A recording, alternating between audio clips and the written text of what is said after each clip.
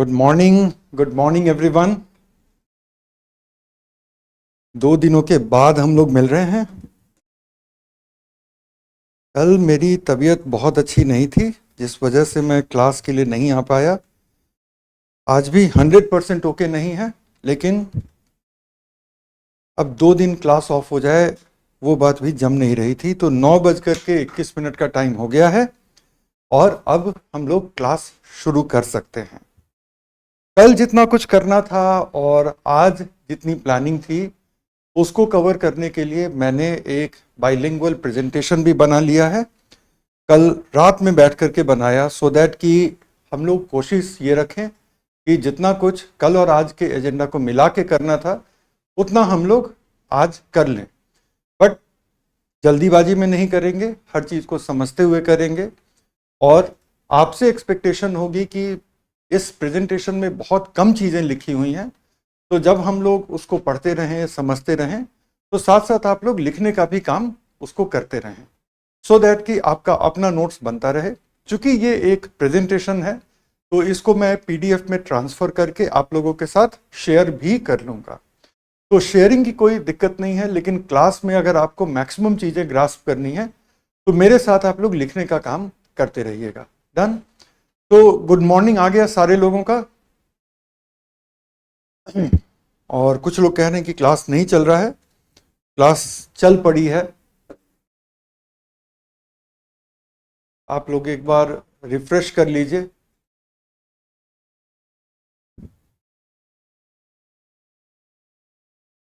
पीछे I hope कि जो बोर्ड है वो क्लियर दिख रहा है।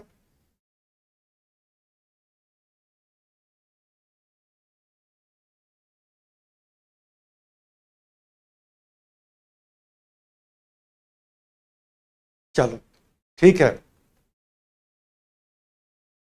अब हम लोग क्लास को शुरू करते हैं। कल क्यों नहीं आ पाया, रीज़न बता दी है। आज कैसे हम लोग क्लास को करने जा रहे हैं और क्या टॉपिक है वो भी थोड़ी बात हो गई है, और बाकी टॉपिक हम लोगों के सामने से है। जितने लोग गुड मॉर्निंग भेज रहे हैं, गुड मॉर्निंग आप सब लोगों को, और जो लोग अभी के थोड़ी देर के बाद जुड़ेंगे उनको भी गुड मॉर्निंग। और अब चूंकि 9:23 का टाइम हो गया है तो क्लास को शुरू कर लेनी चाहिए, राइट? तो सबसे पहले तो एक चीज़ ये कि आज की क्लास में जब हम लोग कोई भी स्लाइड पे जाएंगे, कुछ भी डिस्कस करेंगे, तो आराम आराम से बहुत चीज़ों को डिस्कस करेंगे। स्लाइड पे लिखा कम है लेकिन समझाना ज़्यादा है, इसलिए आपकी कोशिश ये होनी चाहिए कि आप मेरे साथ साथ आप लिखते रहें। स्लाइड पे कुछ भी आए तो आप उसको लिख लें, साथ ही साथ जो चीज़ें मैं ऐड करा रहा हूँ उसको भी आप कर लें। और पिछले कुछ क्लासेस में जो हमने डिसिप्लिन मेंटेन किया था, और वो ये था कि जब 15-20 मिनट की डिस्कशन हो जाए उसके बाद जो भी क्वेश्चन हो आपके, उस क्वेश्चन को हम लोग डिस्कस करें और तब हम लोग आगे बढ़ें। तो वही डिसिप्लिन आज भी हम लोग मेंटेन करने जा रहे हैं, राइट? तो इसलिए बीच में सवाल मत पूछिएगा। बीच में सवाल पूछेंगे तो वो खो जाएगा, मुझे कोई दिक्कत नहीं है, लेकिन एक तो आप एफर्ट लेंगे, क्लास से अपना ध्यान हटाएंगे, टाइप करेंगे और वो खो जाएगा। क्योंकि वो मुझे दिखेगा नहीं तो उस पर मुझसे आपको रिस्पॉन्स नहीं मिलेगा। एंड एज ऑलवेज आपस में बात नहीं करनी है।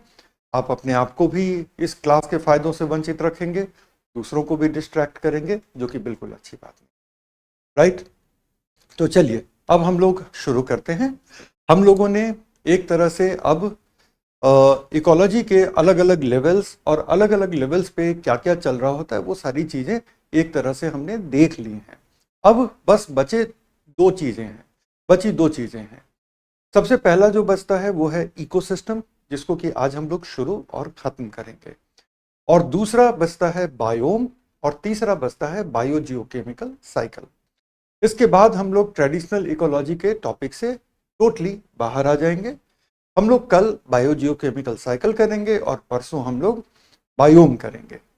तो इस तरह से कल और परसों मिला करके हम थियोरेटिकल इकोलॉजी से बाहर हो जाएंगे। और थियोरेटिकल इकोलॉजी से बाहर होने के बाद जो हमारा सबसे पहला अप्लाइड टॉपिक होने वाला है वो है बायोडाइवर्सिटी। पीटी के पॉइंट ऑफ व्यू से बहुत बहुत ज़्यादा इम्पॉर्टेंट है।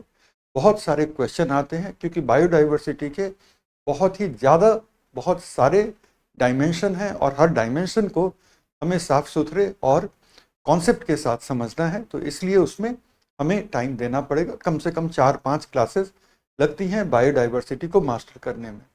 लेकिन अगर आप अप्लाइड एरिया में देखें तो बायोडाइवर्सिटी पिछले कुछ साल में सबसे इम्पॉर्टेंट टॉपिक बन के उभरा है, तो उसको हम लोग काफ़ी शिद्दत के साथ करेंगे।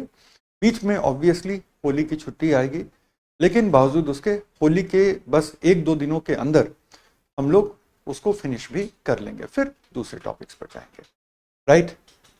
तो चलिए अब हम लोग शुरू करते हैं पारिस्थितिक तंत्र पर, वो है इकोसिस्टम। इंग्लिश वाले बच्चे इंग्लिश में लिख लेंगे, हिंदी वाले बच्चे हिंदी में लिख लेंगे, और काफ़ी बड़े फॉन्ट से पहले अपने नोटबुक में लिख लीजिए इकोसिस्टम, क्योंकि आज हम लोग पढ़ने जा रहे हैं इकोसिस्टम, इकोलॉजी या पारिस्थितिक तंत्र की पारिस्थितिकी। ओके, तो सबसे पहले हम लोग पहले ये तय कर लें कि इकोसिस्टम क्या होता है। पहले भी बात हुई है इस क्लास में, और एक से ज़्यादा बार बात हुई है, तो आप में से बहुत सारे लोग इकोसिस्टम से परिचित होंगे। लेकिन फिर भी किसी एक ज्योग्राफिकल एरिया में उस जगह की बायोलॉजिकल कम्युनिटी प्लस उस जगह की जो एबायोटिक एनवायरनमेंट है, दोनों का कंबाइंड यूनिट उस जगह की इकोसिस्टम कहलाता है। बायोटिक कम्युनिटी के अंदर अपने प्रोसेस चल रहे होते हैं। एक स्पीसीज दूसरे स्पीसीज को खा रहा होता है, एक स्पीसीज दूसरे स्पीसीज के साथ compete कर रहा होता है, स्पीसीज के बीच कोऑपरेशन भी हो सकती है, स्पीसीज के बीच कमेंसलिज्म, अमेंसलिज्म, इस तरह की भी फिनोमेना देखने को मिलती है। On the other hand species अपने एबायोटिक फैक्टर से भी इंटरैक्ट करते हैं। स्पीसीज अपने एबायोटिक फैक्टर से कैसे इंटरैक्ट करते हैं? जब एबायोटिक फैक्टर से वो कुछ न्यूट्रिएंट लेते हैं, जैसे प्लांट सॉइल से तमाम मिनरल्स को लेते हैं, प्लांट उसी सॉइल से वाटर को भी लेते हैं। सॉइल एक एबायोटिक सिस्टम है जहां से वाटर और मिनरल लिया जा रहा है। इसी तरह से प्लांट बाहर से कार्बन डाइऑक्साइड ले रहा है, बाहर से सनलाइट ले रहा है और फोटोसिंथेसिस कर रहा है। एनिमल्स भी अपने एबायोटिक सिस्टम से इंटरैक्ट करते हैं। एनिमल्स ब्रीथ करते हैं और ऑक्सीजन लेते हैं। एनिमल्स के बिहेवियर के बहुत सारे डायमेंशन लाइट से तय होते हैं, हमारे भी डायमेंशन लाइट से तय होते हैं। जब डार्क होती है, रात होती है, तो हमें नींद आने लगती है। अब पढ़ाई के लिए हम जगे रहें वो अलग मामला है, लेकिन नेचुरल तरीके से हमें नींद आती है रात के वक्त।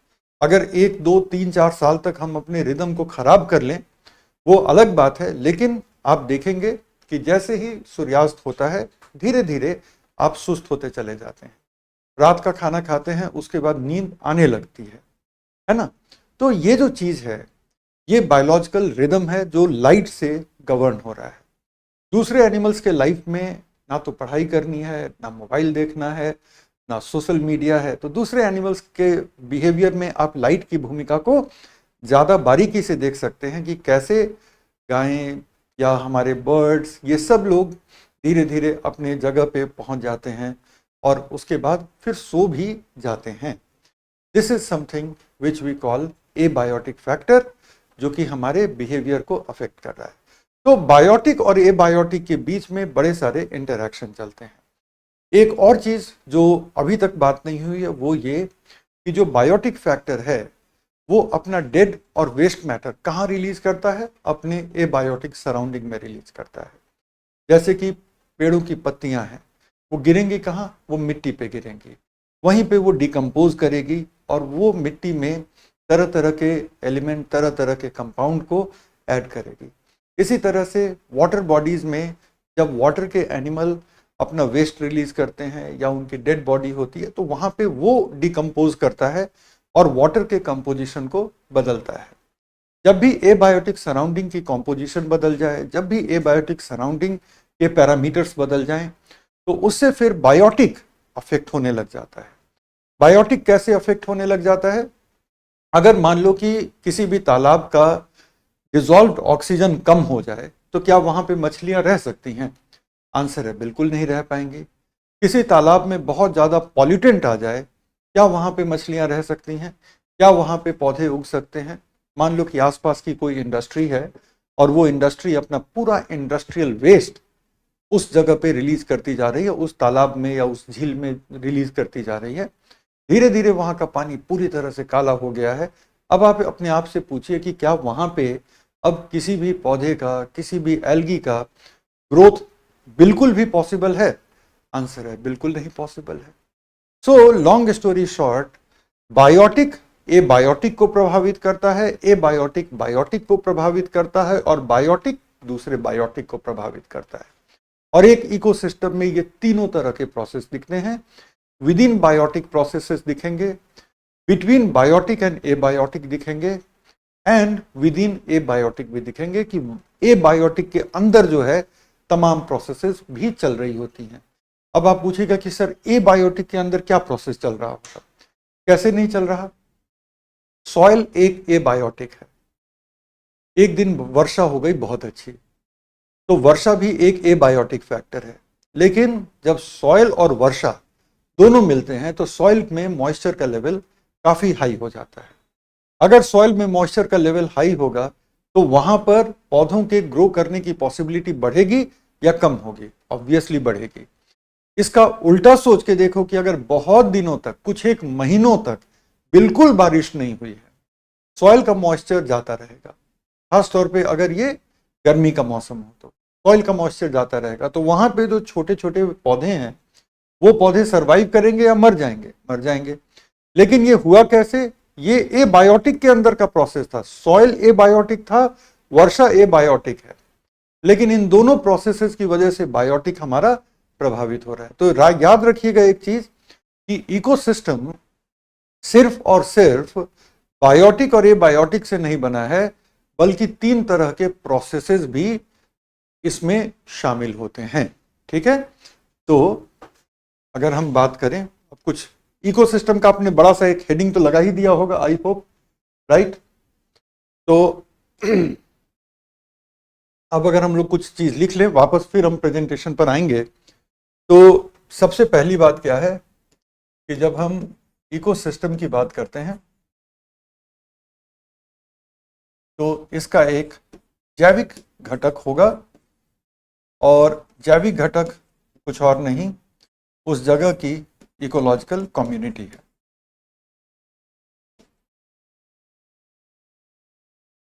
और इसके अलावा अजैविक घटक हैं जो कि हमें पहले से पता है, जिसको हम कहेंगे एबायोटिक एनवायरनमेंट।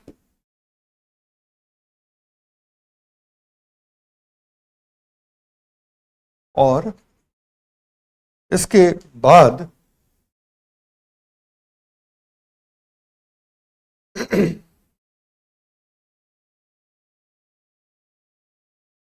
processes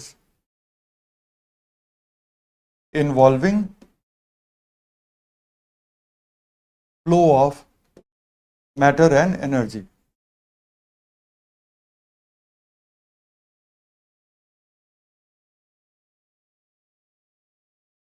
पदार्थ,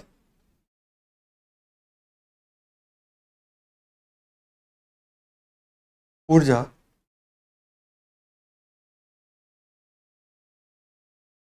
के संचरण वाली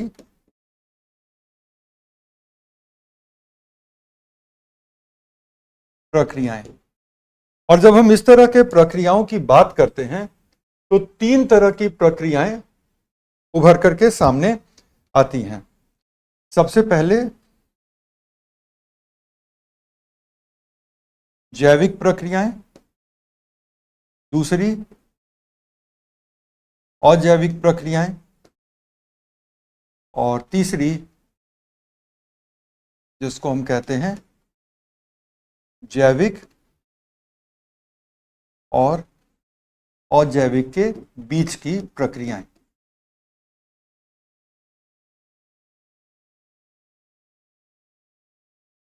है ना? जैविक और अजैविक के बीच की प्रक्रियाओं में अगर एक एग्जाम्पल लें तो प्रकाश संश्लेषण है, जिसमें अजैविक एनवायरनमेंट से प्लांट ने कार्बन डाइऑक्साइड लिया, प्लांट ने सनलाइट लिया, और उसके बाद प्लांट ने क्या किया? अपना जैविक बायोमास बनाया। तो ये जैविक और अजैविक के बीच की एक प्रक्रिया हो गई। अजैविक प्रक्रिया में बारिश हो गई, है ना। अजैविक प्रक्रिया में सूर्य की किरणों की वजह से कहीं का तापमान बढ़ना हो गया। अजैविक प्रक्रिया में विंड आ गई।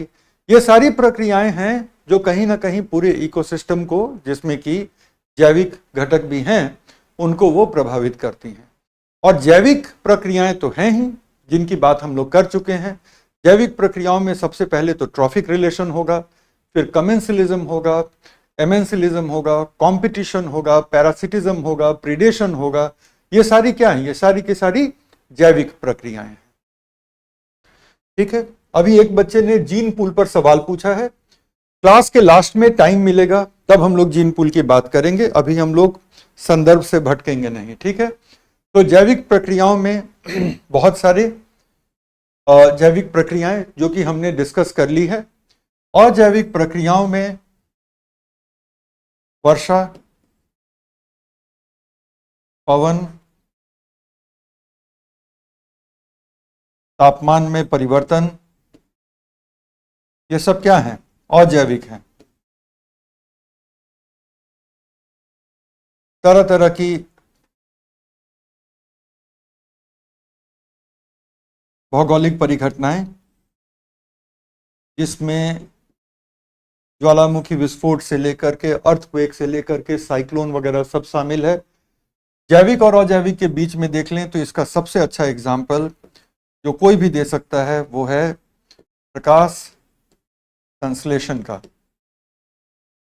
बिकॉज इसमें अजैविक से दो चीजें ली जाती हैं। ठीक है। जिसमें अजैविक से लिया जाता है कार्बन डाइऑक्साइड एवं प्रकाश ऊर्जा, लाइट एनर्जी। और जैविक स्तर पर क्या होता है? जैविक स्तर पे होता है बायोमास का निर्माण। बायोमास मतलब कोई भी जैविक मटेरियल का निर्माण। तो ये क्या हुआ? ये जैविक और अजैविक के बीच की एक इंटरैक्टिव प्रोसेस होती है ना। और यहाँ पर तो सबसे पहला क्या है? आहार संबंध,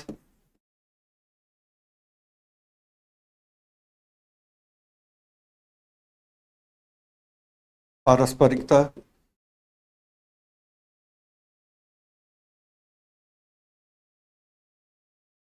परजीविता,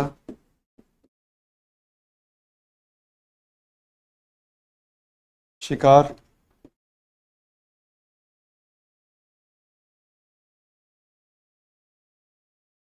सहपोषिता या सहभोजिता,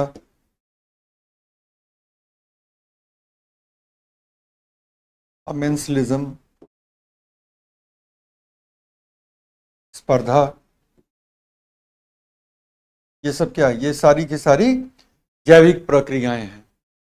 तो किसी भी, ठीक है, किसी भी इकोसिस्टम में ना सिर्फ अजैविक घटक होते हैं, जैविक घटक होते हैं, बल्कि ये तीन तरह की प्रक्रियाएं भी पाई जाती हैं। और इन प्रक्रियाओं के साथ साथ जैविक और अजैविक घटकों को मिला करके जो चीज बनता है उसको हम कहते हैं इकोसिस्टम। अगर आप जीवों को और अजैविक घटकों को सिर्फ कंसीडर करेंगे तो इकोसिस्टम की परिभाषा कभी भी पूरी नहीं होती। इकोसिस्टम की पूरी परिभाषा के लिए इन प्रक्रियाओं को भी साथ में जोड़ना जरूरी है। काफी जोर देके इसलिए कह रहा हूं कि पीटी में ऑलरेडी एक बार 1994 में और एक बार 2015 में एग्जैक्टली 20 साल के डिफरेंस पर सेम क्वेश्चन आया, जिसमें कि इकोसिस्टम के डेफिनेशन पे सवाल पूछा था। जब मैं पीटी के क्वेश्चन को डिस्कस कर रहा था, ढेर सारे बच्चे, लगभग 500 बच्चे बैठे थे क्लास में, 2015 की बात कर रहा हूं। 500 में से मैं दावे के साथ कह सकता हूं कि कम से कम 300 बच्चे गलत करके आए थे एग्जाम में। 300 बच्चे फिर भी गलत करके आए थे, जबकि ये बहुत सिंपल सी चीज है, एनसीईआरटी की चीज है। तो ये मामला है, ठीक है। अब इसको थोड़ा सा हम लोग छोटा कर ले तो इतना कुछ आपके कॉपी में अभी तक दर्ज हो गया होना चाहिए कि इकोसिस्टम इन तीन चीजों के मिलने से बना हुआ तंत्र है, ठीक है। इन तीन चीजों के मिलने से बना हुआ तंत्र है। और ये कॉन्सेप्ट आर्थर टांसले ने दिया था 1935 में, जब उनका एक पेपर पब्लिश हुआ। उसके पहले से वो इकोसिस्टम की बातें कर रहे थे, लेकिन औपचारिक रूप से एक पेपर के रूप में इन्होंने ये जानकारी 1935 में पेश की। आपस में बात नहीं कीजिएगा, डन हो चुका है, ठीक है। अच्छा, तो अब वापस प्रेजेंटेशन में जा रहे हैं। जिनका डन नहीं हुआ है, जैसे ही मैं प्रेजेंटेशन पे जाऊंगा ये गायब हो जाएगा। इसलिए अगर छूट गया है, ठीक है, अगर छूट गया है, की स्टोन स्पीसीज अब कल करेंगे, और अगर आज टाइम मिला तो आज करेंगे, ठीक है। और जिनका ये छूट गया है, अब दोबारा रिकॉर्डिंग में जाकर के आप लिखेंगे, क्योंकि जैसे ही मैं वापस प्रेजेंटेशन पे गया, यहां जो लिखा था वो अब इन एयर है, ठीक है। तो आप लोग मेरे साथ लिखते रहेंगे। अब हम आते हैं इकोसिस्टम को परिभाषित कैसे करते हैं उस चीज पर, ठीक है।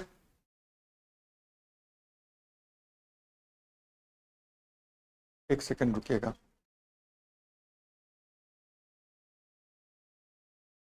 ये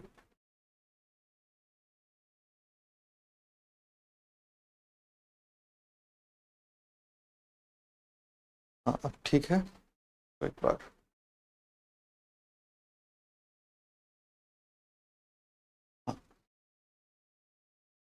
अब हम लोग इसकी परिभाषा पे आ गए। इस परिभाषा को अब लिखने की कोई जरूरत नहीं है। क्यों नहीं जरूरत है? क्योंकि इसके पहले शिवाय कह रहे कार्बन और अकार्बन को ही जैविक या तथा अजैविक कहते हैं। इस तरह की बात अगर मैंने नहीं बोली तो वो गलत है, ठीक है। इसलिए ना तो आप भ्रम में रहें, ना भ्रम को फैलाएं।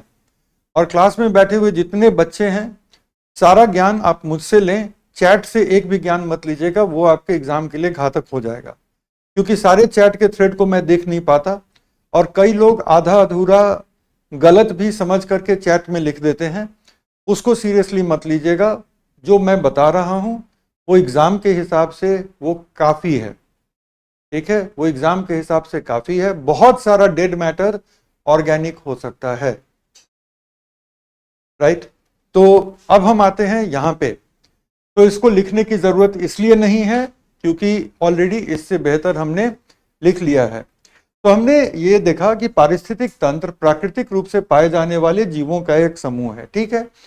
जीव जिसमें जीवन है, तो इसमें पौधे भी आ गए, इसमें आप कह लीजिए कि जंतु भी आ गए, जीवाणु भी आ गए, वगैरह वगैरह, करेक्ट।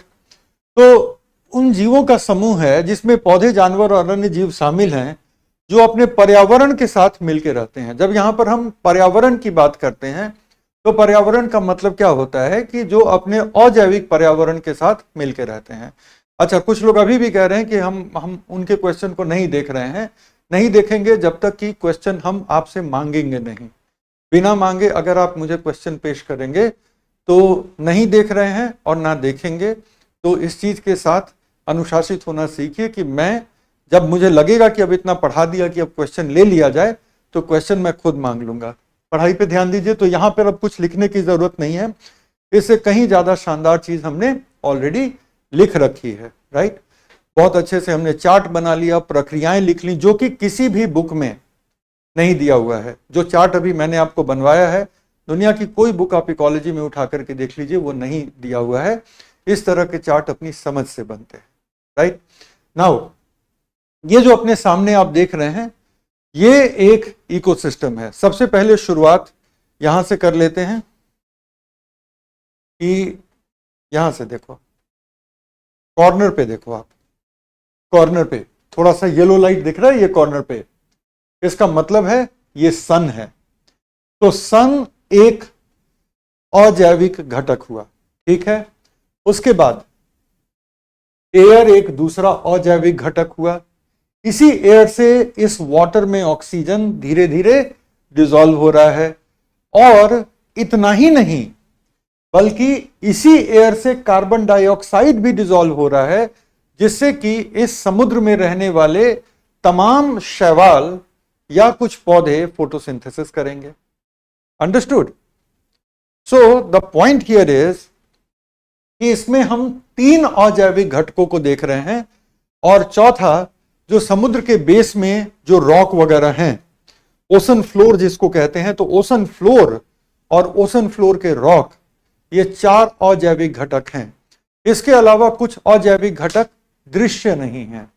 दृश्य नहीं है का मतलब जो घुले हुए गैस हैं इस वाटर में, जिस पर कि बहुत ज्यादा यहाँ की मछलियां निर्भर कर रही हैं, बहुत ज्यादा यहाँ के दूसरे जीव निर्भर कर रहे हैं, वो नहीं दिख रहा आपको। इसी तरह से अगर हम बात करें, यहां पर घुले हुए तरह तरह के मिनरल्स हैं, खनिज लवण हैं, जो कि नहीं दिख रहे हैं, लेकिन उन पर ये शैवाल निर्भर करेंगे। बिना उन मिनरल के ये शैवाल बायोमास नहीं बना पाएंगे। इस पानी का एक तापमान भी होना चाहिए, उसी तापमान पर ये सारे जीव वहां पे रहेंगे। ये तापमान बहुत ज्यादा गिर गया तो भी यहां पर आप नहीं पाएंगे।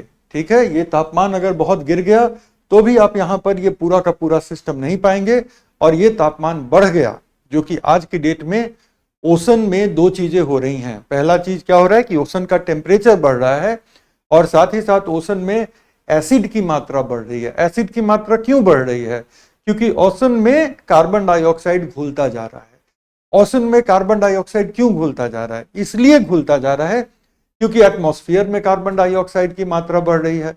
और अगर एटमॉस्फेयर में कार्बन डाइऑक्साइड की मात्रा अगर इतनी ज्यादा बढ़ रही है, तो उसका कुछ कार्बन डाइऑक्साइड जो है सो घुलता जा रहा है, तो ओशन में कार्बोनिक एसिड बनता जा रहा है। तो ओशन में आज की डेट में 2 प्रॉब्लम हो रहे हैं। क्या क्या प्रॉब्लम हो रहे हैं? एक तो ओशन का टेम्परेचर राइज हो रहा है। दूसरा प्रॉब्लम क्या हो रहा है? ओशन के टेम्परेचर राइज के साथ साथ ओशन का एसिडिफिकेशन भी हो रहा है। ऐसा नहीं है कि ओशन में यही 2 प्रॉब्लम है। अगर ओशन के कुछ प्रॉब्लम्स की हम बात कर लें, तो अब लिख ही लेते हैं, और इसको आप बॉक्स में आप नोट कर लीजिएगा। ठीक है, ये लो।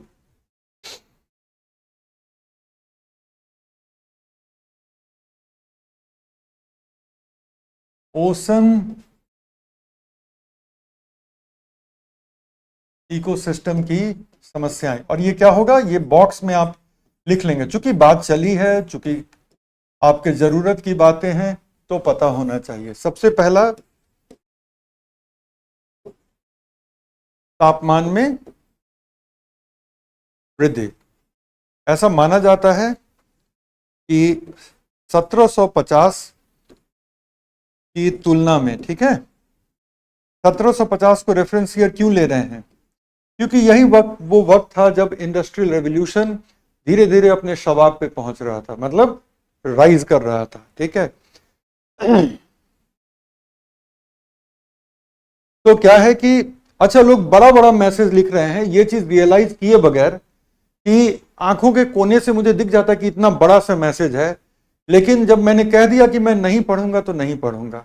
पता नहीं अभी तक आप लोगों को इस बात का इल्म हुआ है या नहीं हुआ है, मैं हद से ज्यादा डिसिप्लिन हूं। अगर अपने आप को बोल दिया कि ये नहीं करना है, तो दुनिया की कोई शक्ति नहीं करा सकती। तो आप इतना बड़ा मैसेज लिख करके उतने देर तक क्लास में मैं जो सिखा रहा था यूपीएससी की परीक्षा के लिए, अपने आप से को उससे वंचित रख लिया, और उस पर सवाल आएगा तो फिर गाइड और तमाम गुटकों में आप जवाब ढूंढते रहेंगे और नहीं मिलेगा। तो कॉन्सेप्ट बना लो, जब सवाल पूछूंगा तो सवाल पूछ लेना।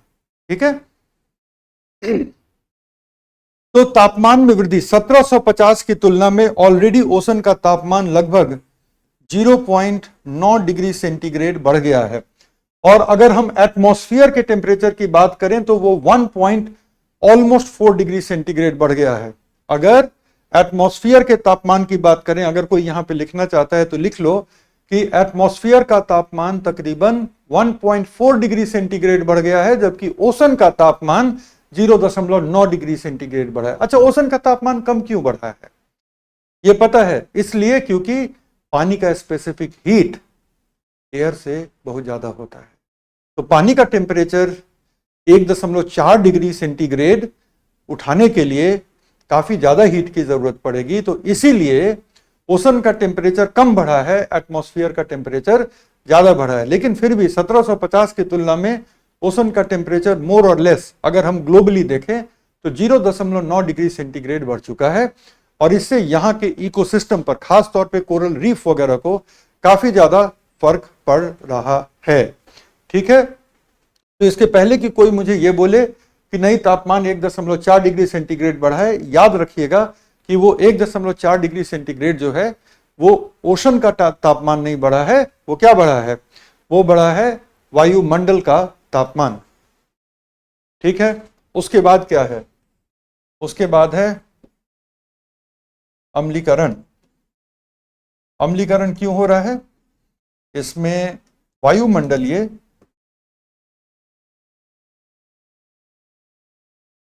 CO2 डिजॉल्व हो रहा है किसके साथ? H2O के साथ। और क्या बन रहा है? H2CO3। ये क्या होता है? कार्बोनिक एसिड होता है। तो जैसे जैसे कार्बन डाइऑक्साइड घुलता जाएगा, कार्बोनिक अम्ल की मात्रा ओशन में बढ़ती जाएगी। और ओशन के एसिडिफिकेशन से और ओशन के तापमान में वृद्धि से, ये दो सबसे प्रत्यक्ष कारण हैं कोरल रीफ, प्रवाल भित्तियों के डीजेनरेशन का। और उसके बाद आता है समुद्र जल प्रदूषण। कई तरह के पॉल्यूटेंट हमारे नदियों के माध्यम से समुद्र में पहुंच रहे हैं। तो हमारी नदियां तमाम जो पॉल्यूटेंट लेकर के जाती हैं, अंततः बह करके कहां जा रही हैं? समुद्र में जाकर के नदियां हमारी मिल जाती हैं। तो नदियों में जो पॉल्यूशन कैरी हो रहा है वो अंततः कहां जाता है? और इसके बाद समुद्र के रास्ते जो इतना ज्यादा ग्लोबल ट्रांसपोर्ट हो रहा है, ये ग्लोबल ट्रांसपोर्ट, आपको क्या लगता है कि इसमें जो तमाम जहाज वगैरह हैं उनसे कुछ भी नहीं रिलीज होता होगा? कईयों की तो तेल की टंकी से रिसाव हो रहा होता है। पुराने जहाज होते हैं, तेल की टंकी से रिसाव हो रहा है और उसका कोई रिकॉर्ड नहीं होता। जब ऑयल टैंकर से रिसाव होता है तब ये न्यूज बनता है, और बाकियों के ऑयल टंकी से थोड़ा थोड़ा रिसाव हो रहा है या इंजन ऑयल का रिसाव हो रहा है, उस पर तो किसी का ध्यान भी नहीं जाता। तो समुद्र जल का प्रदूषण। और नेक्स्ट है बहुत ही ज्यादा ओवर फिशिंग।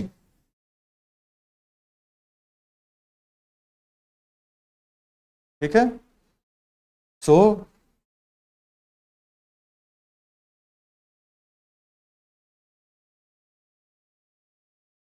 बहुत ज्यादा ओवर फिशिंग से भी क्या हो रहा है ना कि वहां की बायोडायवर्सिटी का बैलेंस गिर जाता है।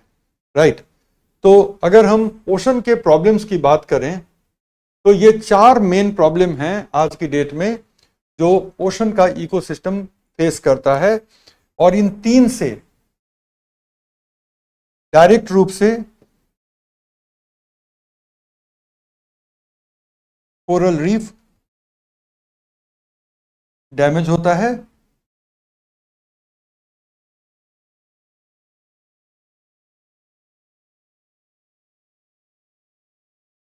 प्रवाल भित्तियों का नुकसान होता है।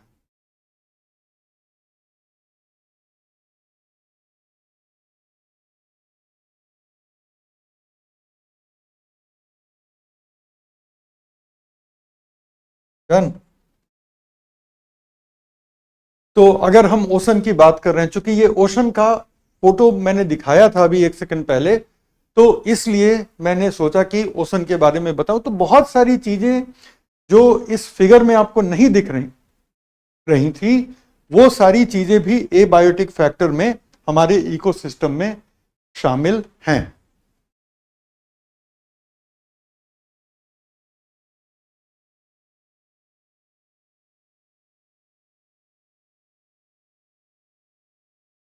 चलो वापस चलते हैं अपने स्लाइड पर। और वापस आ गए उसी फिगर पर। ठीक है, तो अगर हम इस फिगर को अब देख लें तो इसमें कितने तरह के एबायोटिक फैक्टर आपको दिख रहे हैं। अब लिखने की जरूरत नहीं है यहाँ पे, लेकिन कितने तरह के एबायोटिक फैक्टर दिख रहे हैं। मुझे जो दिख रहा है सबसे पहला जल, ठीक है, जल एज अ मीडियम। उसके बाद जल का तापमान। उसके बाद मुझे दिख रहा है जल में घुले हुए अलग अलग अवयव, अलग अलग फैक्टर। मिसाल के तौर पे जल में घुले हुए गैस, जल में घुले हुए खनिज लवण वगैरह वगैरह। उसके बाद मुझे दिख रहा है वायु, जो वाटर के ऊपर है वो पूरा का पूरा वायु है, और कम से कम वायुमंडल का ऑक्सीजन इस पानी में डिजोल्व हो रहा है और वायुमंडल का कार्बन डाइऑक्साइड भी इस पानी में डिजोल्व हो रहा है। फिर मुझे दिख रहा है सूर्य। सूर्य की किरणें समुद्र के पानी को भेदते हुए वो निचले लेवल तक आती हैं, जहाँ पे शैवाल उसका इस्तेमाल करके प्रकाश संश्लेषण करते हैं, प्राथमिक उत्पादक की भूमिका अदा करते हैं, और प्राथमिक उत्पादक होने के नाते पूरे के पूरे आहार श्रृंखला को वो चलाते हैं। इसके अलावा मुझे दिखा ओशन फ्लोर पर, जो ओशन फ्लोर है और ओशन फ्लोर के जो रॉक हैं वो दिखा मुझे। फिर हम देखते क्या हैं कि यहाँ पे तमाम तरीके के जैविक घटक हैं। अजैविक की बात हो गई, जैविक घटकों में आप देखो तो कुछ एनिमल हैं जो ओशन फ्लोर पर हैं, कुछ शैवाल वगैरह यहाँ दिख रहे हैं, कई सारे छोटे शैवाल ऐसे पानी में तैरते रहेंगे, कई सारे छोटे एनिमल भी यहाँ तैरते रहेंगे, और हर साइज की मछली, छोटी मछली, उससे बड़ी शार्क, इसके अलावा वेल वगैरह भी यहाँ पर पाई जाएंगी। एक छोटे रोल में ये कुछ जो बर्ड्स हैं, इन बर्ड्स की भी भूमिका रहेगी, क्योंकि बहुत सारे बर्ड्स हैं जिनको हम सी बर्ड कहते हैं। वो समुद्र के पानी के लेवल के ऊपर उड़ती रहती हैं, और जैसे ही कोई छोटी मीडियम साइज की मछली समुद्र के पानी के सतह के पास आती है, एकदम तेजी से झपट्टा मार के ये मछली को ले जाती हैं। रीजन ही यही है कि इसकी वजह से ये जो बर्ड हैं ये ओशन वाटर के ऊपर ये फ्लाई कर रहे होते हैं, काफी नजदीक के। जैसे ही मछली दिखी तो आज लंच और डिनर की व्यवस्था हो गई, राइट। तो सी बर्ड्स भी एक तरह से अगर देखा जाए तो ये हमारे ओशन इकोसिस्टम के एक छोटे हिस्से के रूप में देखे जा सकते हैं, जबकि वो ओशन में नहीं रह रहे हैं, लेकिन इस इकोसिस्टम में एक प्रीडेटर की भूमिका में शामिल है। अंडरस्टूड। और बोट वाला फिश पकड़ रहा है, हाँ, बोट वाला, लालची बोट वाला है, वो फिश पकड़ रहा है, ठीक है, वो ह्यूमन इंटरफेरेंस हो गया। बायोटिक एबायोटिक और वहां पर ह्यूमन इंटरफेरेंस। उसी चीज को साइंटिफिक और जटिल तरीके से देखना है तो एक पॉन्ड के लेवल पर आप ये देख सकते हैं। इसको भी बिल्कुल जल्दी से समझा देते हैं, क्योंकि अब कॉन्सेप्ट क्लियर हो गया है। सर जी, प्रवाल भित्ति क्या होती है, सुनीता पूछ रही हैं। सुनीता, आज के लिए गूगल कर लेना, अप्लाइड में जब प्रवाल भित्तियों पर आएंगे तो प्रवाल भित्ति एक चैप्टर है जो कि हमको इकोलॉजी में करना है, लेकिन अगर आज के लिए एक बेसिक ज्ञान चाहिए तो गूगल कर लेना, नहीं तो हम लोग सब्जेक्ट से दूर हो जाएंगे। तो अगर हम इस तालाब की बात करते हैं तो सबसे पहले आप क्या देखते हैं, यहाँ पे कई तरह के एबायोटिक फैक्टर आपको दिख रहे हैं। सबसे पहले आपको दिख रहा है सन की लाइट आ रही है, और सन की लाइट, ये तमाम पौधे, तैर रहे शैवाल वगैरह सब सन की लाइट को कैप्चर करते हैं, और सन की लाइट को कैप्चर करके क्या करते हैं, फोटोसिंथेसिस करते हैं। फोटोसिंथेसिस करके बायोमास बनाते हैं, और उस बायोमास को ये छोटे छोटे जो एनिमल हैं, ये जो छोटे छोटे एनिमल हैं, ये सब उस बायोमास को खाते हैं। अपना घोंगा भी उस छोटे बायोमास को, प्लांट वाले बायोमास को वो खाती हैं, ठीक है। तो ये जो छोटे छोटे कीड़े हैं, घोंगा है, ये सब प्लांट के बायोमास को खाएंगे। बहुत सारी जो छोटी मछलियां होती हैं, ठीक है ना, बहुत सारी जो छोटी मछलियां होती हैं वो भी जो है सो प्लांट के छोटे छोटे हिस्सों को खा जाती हैं, ठीक है। और नहीं तो कम से कम उन इंसेक्ट को तो खाएंगी ही, ये वाले इंसेक्ट को जो प्लांट को खा रहे हैं। तो और इस तरह से फिर अगर आप देखें तो छोटी मछलियों को खाने के लिए हमारे पास उससे बड़ी और उससे बड़ी मछलियां हैं। एक बहुत बड़ी मछली खतरनाक सी दिख रही है यहाँ पर। इसके अलावा अगर यहाँ पर एबायोटिक फैक्टर हम देखें तो सबसे पहला एबायोटिक फैक्टर, तो ये वाटर है, वाटर जो कि बना रहा है इस हैबिटेट को, ठीक है, ये वाटर है जो कि बना रहा है इस हैबिटेट को। इस वाटर का टेम्परेचर मैटर करेगा, इस वाटर का घुला हुआ ऑक्सीजन मैटर करेगा, इस वाटर में घुले हुए मिनरल्स मैटर करेंगे, सब कुछ मैटर करता है। साथ ही साथ ये वाटर कितना क्लियर है, ताकि सन की रेज किस हद तक इसको भेद करके नीचे आ पाती हैं, वो सारी चीजें यहां पर हमको देखने को मिलेंगी। उसके बाद हम क्या देखते हैं, जब वाटर को छोड़ दें तब हमें दिखता क्या है, सन हमारा अगला एबायोटिक फैक्टर है, जिसकी एनर्जी से ये पूरा का पूरा है पॉन्ड, लेकिन चल रहा है किसकी एनर्जी पे, सन के एनर्जी पे चल रहा है, राइट। उसके बाद और क्या है, एयर। यही एयर इस वाटर में कार्बन डाइऑक्साइड और ऑक्सीजन को सप्लाई कर रहा है, ठीक है। उसके बाद ये पॉन्ड का बॉटम है, बॉटम में कीचड़ है, मड लिखा हुआ है यहां पे, ठीक है ना। तो ये बॉटम का मड है, इस बॉटम के मड के साथ बड़े सारे शैवाल जुड़ के रहेंगे, कुछ एनिमल भी यहां पर जुड़ के रहते हैं, वगैरह वगैरह, ये हो गया।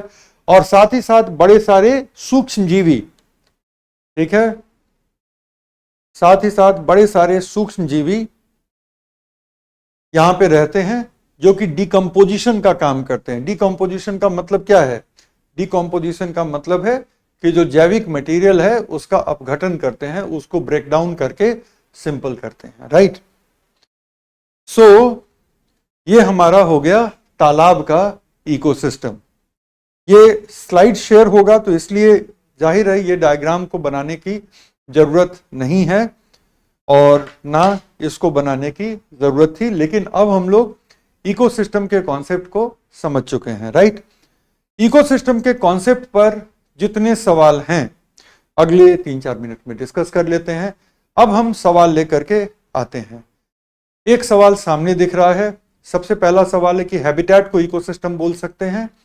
नहीं, सिर्फ हैबिटेट को नहीं बोल सकते हैं। तालाब हैबिटेट है, इकोसिस्टम में मछलियां भी आएंगी, शैवाल भी आएंगे, वगैरह वगैरह। इंडिया वर्सेस श्रीलंका डिस्प्यूट, वो बताना मेरा काम नहीं है। सर पीपीटी में दे दीजिएगा, पीपीटी ही शेयर करेंगे, बिल्कुल मिल जाएगा, ठीक है।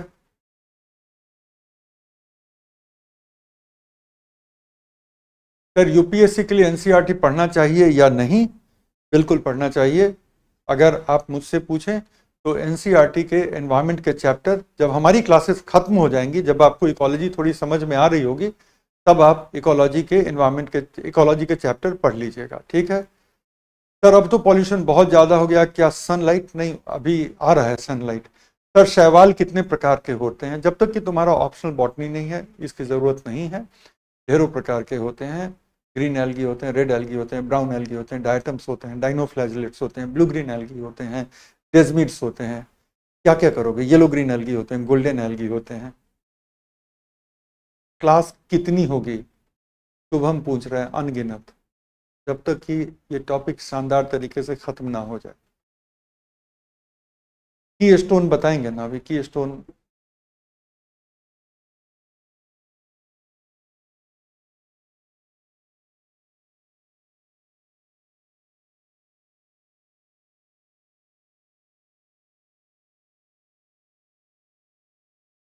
अच्छा, एक बच्चे ने लिखा sir please provide complete notes in PDF. जहां पर जरूरत होगी वहां पर देंगे, जहां पर आपको लिखने के लिए बोल रहे हैं लिख लीजिएगा। आप अगर ये चाहते हैं कि आप मेरे साथ काम ना करें और सारा काम मैं बैठ करके करता रहूं, तो यूपीएससी की तैयारी ना तो वैसे होती है ना मैं कर पाऊंगा।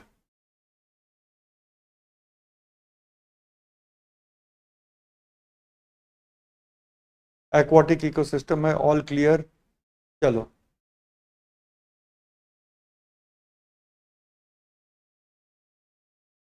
can we say changes happening in ecological succession are both positive and negative? It depends what brought about the change and all that. All clear है। संपोषिता कमेंसलिज्म है।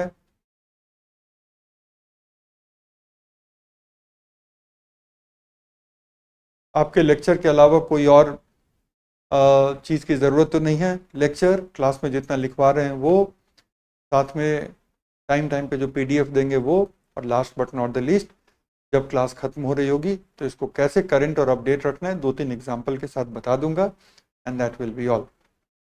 चलो आगे चलते हैं। तो हमारे अगर हम इकोसिस्टम को डिफाइन करते हैं तो डेफिनेशन लिख लिया है, तो इसको लिखने की ज़रूरत नहीं है। अब क्वेश्चन बंद करिए, क्वेश्चन अब फिर से मुझे देखने की अब ज़रूरत नहीं है। फिर क्वेश्चन आपसे लिया जाएगा 10:40 पे, अभी से 35 मिनट के बाद। ओके, तो हमारे जो यूजीन ओडम साहब थे, यूजीन ओडम हमारे वक्त के, मतलब हमारे वक्त का मतलब कि जिस वक्त में आप और हम हैं, ठीक है, जिस वक्त में आप और हम हैं, तो इस वक्त के महानतम इकोलॉजिस्ट में यूजीन ओडम की गिनती होती है। तो यूजीन ओडम ने कैसे डिफाइन किया है हमारे इकोसिस्टम को, वो चीज़ें हम पढ़ चुके हैं, इसलिए अब हमें लिखने की ज़रूरत नहीं है। ये कहते हैं कि पारिस्थितिक तंत्र में किसी दिए गए क्षेत्र के सभी जीव शामिल हैं। ये तो पता ही है कि सभी जीव शामिल हैं जो भौतिक वातावरण के साथ इंटरैक्ट करते हैं, जो उनके आसपास जो एयर है, जो वाटर है, जो मटेरियल हैं उसके साथ इंटरैक्ट करते हैं, जिससे कि ऊर्जा का प्रवाह होता है, जिससे कि मटेरियल और एनर्जी फ्लो करती है। और उससे क्या क्या निकल के आता है, एक स्पष्ट रूप से परिभाषित पोषी संरचना। दूसरे शब्दों में कि कैसे सनलाइट की एनर्जी प्लांट लेते हैं और प्लांट अपना बायोमास बनाते हैं, फिर कैसे हर्बीवोर उसी प्लांट के बायोमास को खाते हैं, और फिर कैसे कार्निवोर उस हर्बीवोर को खाते हैं, और कैसे एक पोषी संरचना, एक आहार श्रृंखला की संरचना बनती है। दूसरा, ओडम साहब ने कहा कि और एक प्रकार की जैविक विविधता भी स्थापित होगी उस जगह के पर्यावरण के अनुसार, जो भौतिक वातावरण है उसके अनुसार एक तरह की जैविक विविधता भी स्थापित होगी। और साथ ही साथ मटेरियल साइकिल कि कैसे कार्बन का फ्लो हो रहा है। सामग्री साइकिल का मतलब है कि कैसे कार्बन का फ्लो हो रहा है, कि कैसे वायुमंडल का कार्बन डाइऑक्साइड पौधे ने लिया और अपने अंदर उसने बायोमास बना लिया उस कार्बन का, और फिर कैसे हर्बीवोर उसी कार्बन को पौधे से लेता है और अपना बायोमास बनाता है, और कैसे कार्निवोर एक हर्बीवोर को खा करके उसके बायोमास से अपना बायोमास बनाता है, लेकिन इसमें कार्बन मूव कर रहा है, तो ये कार्बन का चक्र हुआ। इसी तरह से नाइट्रोजन का चक्र होगा, इसी तरह से फास्फोरस का चक्र होगा, इसी तरह से जल का चक्र होगा, इसी तरह से सल्फर का चक्र होगा। कई एलिमेंट के इस तरह के आप साइकिल को एस्टैब्लिश कर सकते हैं।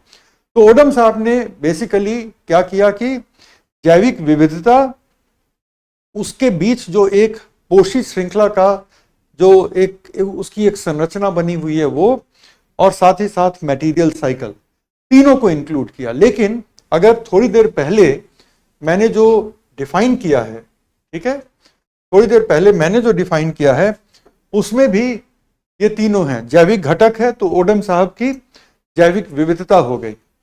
फिर अजैविक घटक, जो कि ओडम साहब ने स्पष्ट नहीं बोला, लेकिन उन्होंने कहा कि जो जैविक घटक हैं वो अपने अजैविक के साथ इंटरैक्ट करेंगे, तो वो आ गया। लेकिन उसके बाद जो है पदार्थ एवं ऊर्जा के संचरण वाली सारी प्रक्रियाओं को मैंने भी शामिल किया। जैसे उन्होंने कहा कि एक पोषी संरचना बनेगी, बनाया हमने, आहार संबंध बनाया, लेकिन उसके अलावा और भी तरह के बायोलॉजिकल इंटरैक्शन हमने किया, लाइक कंपटीशन है, अमेंसलिज्म है, कमेंसलिज्म है, सब कुछ पिछली क्लास में किया है। और साथ ही साथ हमने देखा कि अजैविक प्रक्रियाएं भी होती हैं, और साथ ही साथ कई तरह के ऐसे भी प्रोसेस हैं जिसमें पदार्थ और ऊर्जा का संचरण होता है। तो हमने लिखा भी यही है कि पदार्थ एवं ऊर्जा का संचरण, तो इसमें जो है कार्बन का संचरण हो सकता है, कार्बन का संचरण होता है, फास्फोरस का संचरण होता है, सल्फर का संचरण होता है, वगैरह वगैरह। अंडरस्टूड? ये बात क्लियर हो गई?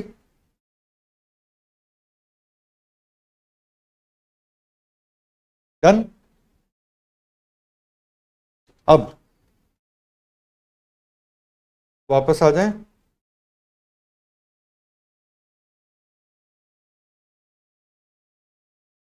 तो इसको नोट करने की जरूरत नहीं थी। अब हम लोग आते हैं यहां से, ठीक है। अब हम लोग आते हैं कि इसके पार्ट्स क्या हैं। तो पार्ट है एबायोटिक एनबायोटिक, इसको लिख लो, ये बहुत छोटा है, लेकिन चूंकि इसके बाद जो चीजें हो रही हैं, ठीक है, इसके बाद जो चीजें हो रही हैं उसको लिखना जरूरी होगा। तो उसके लिए एक फ्रेमवर्क यहां से बनाओ, पार्ट्स, और पार्ट्स लिख करके अब आप लिखोगे, इंग्लिश में हो तो बायोटिक एंड एबायोटिक लिखो, और अगर आप हिंदी में हैं तो जैविक और अजैविक घटक आप लिख लीजिए, क्योंकि इसके बाद हम लोग कुछ सीरियस चीजों को देखने जा रहे हैं। एक सेकंड का टाइम दे दीजिए मुझे।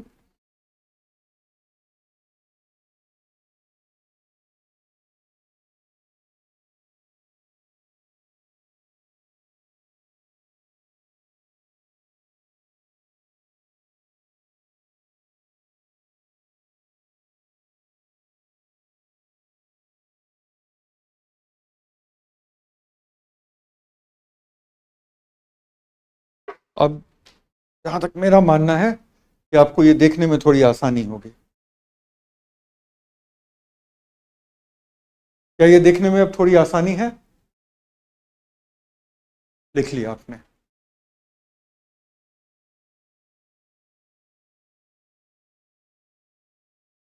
चलो पहले हम लोग बायोटिक की बात कर लेते हैं, ठीक है।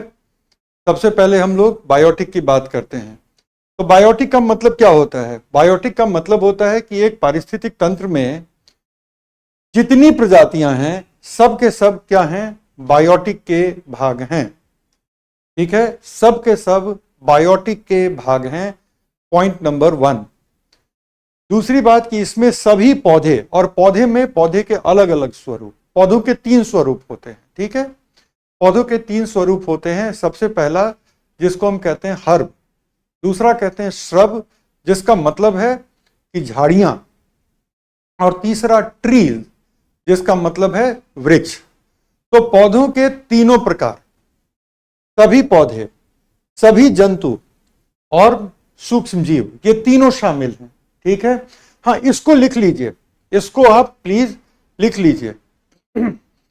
और जब हम बायोटिक की बात करते हैं ना, तो बायोटिक के 3 हिस्से हैं, बायोटिक के 3 हिस्से हैं। ये वाला पार्ट अभी तक आपने नहीं लिखा है, तो इसको लिखना जरूरी है। ये 2 तो पता ही है, लेकिन इसको ब्रेक करके आप लिख लीजिए कि पौधे, जंतु एवं सूक्ष्म जीव। इसके बाद 3 हैं। पहला है स्वपोषी, ठीक है, दूसरा है परपोषी, तीसरा है डिकम्पोजर। स्वपोषी मींस ऑटोट्रॉफ, परपोषी मींस हेट्रोट्रॉफ, जो दूसरों पर आश्रित रहेगा, और तीसरा कौन? डिकम्पोजर, जो कि बायोलॉजिकल वेस्ट मटेरियल या बायोलॉजिकल डेड मटेरियल को ब्रेक करके अपना गुजारा चलाता है, सड़े गले चीजों पर अपना गुजारा कर रहा है। डन?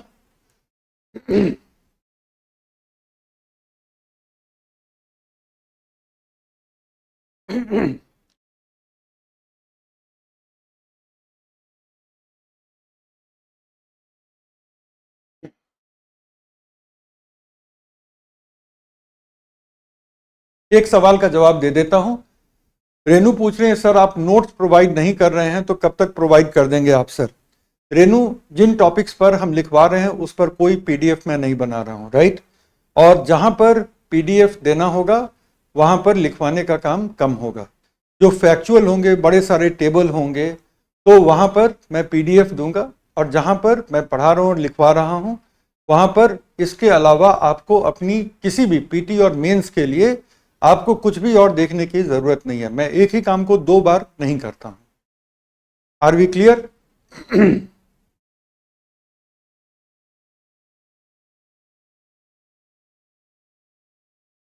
चलो, ये तो डन हो गया, स्वपोषी, परपोषी और डिकम्पोजर। अब इसको थोड़ा सा हम लोग कायदे से डिफाइन करते हैं और फिर देखते हैं। स्वपोषी का मतलब हुआ वो सारे ऑर्गेनिज्म जो जो कि अपना बायोमास, ठीक है, जो कि अपना बायोमास खुद से बना सकते हैं। दूसरे तरीके से अगर बोला जाए तो जिनको अपना बायोमास बनाने के लिए किसी और जीव पर आश्रित न होना पड़े, उसको स्वपोषित कहते हैं।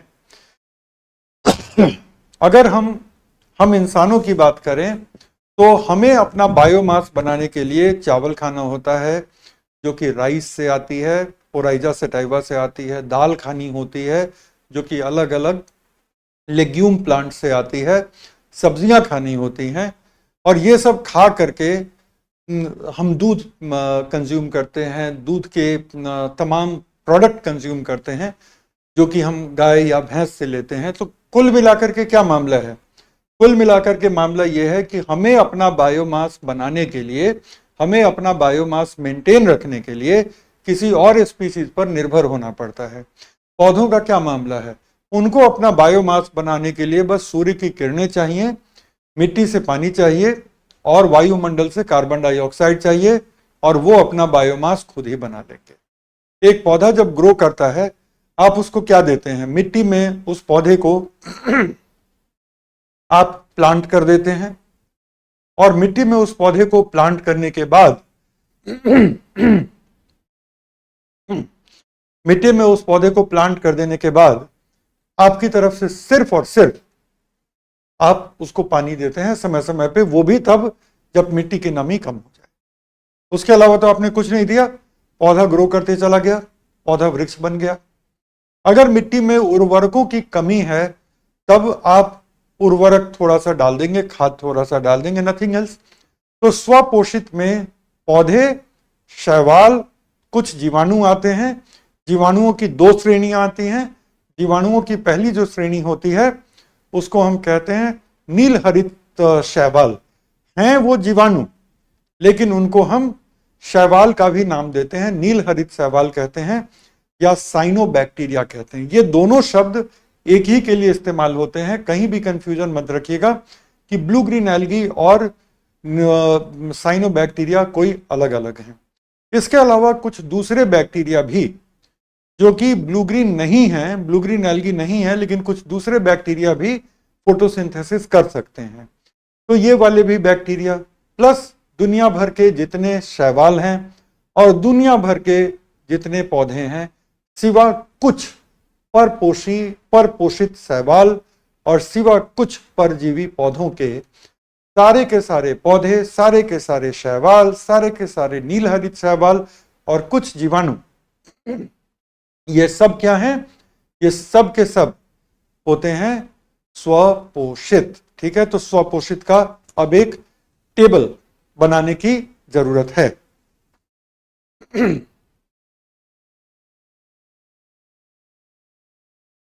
स्वपोषितों का अब एक टेबल बनने जा रहा है।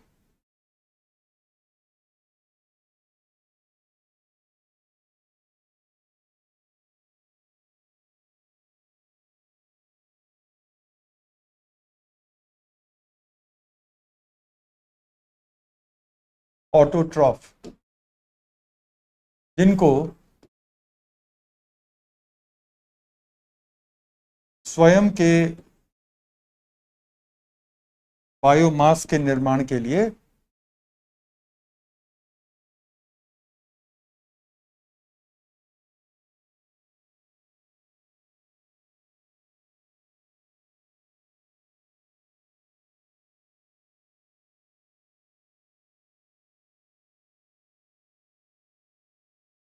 किसी अन्य जीव पर आश्रित नहीं होना पड़ता, या जो नहीं होते, that is no dependence on other organisms biomass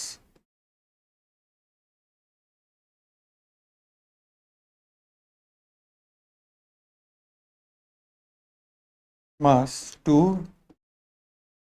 make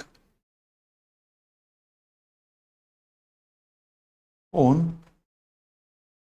biomass. और इसमें आते हैं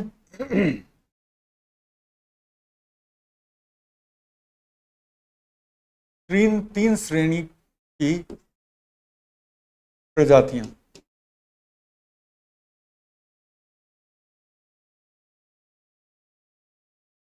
Three categories of organisms.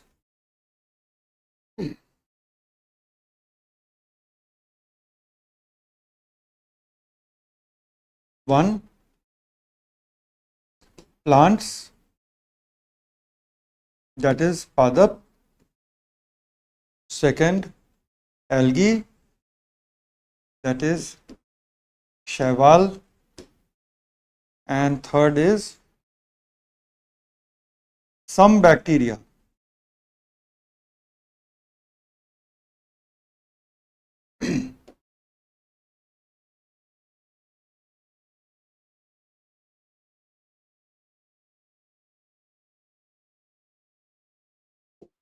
Some bacteria. और जब हम सम बैक्टीरिया की बात करते हैं तो दो श्रेणियों के बैक्टीरिया। सबसे पहला cyanobacteria. Cyanobacteria is equal to blue green algae, that is नील हरित शैवाल। और इसको तो हम हिंदी में साइनोबैक्टीरिया ही कहते हैं।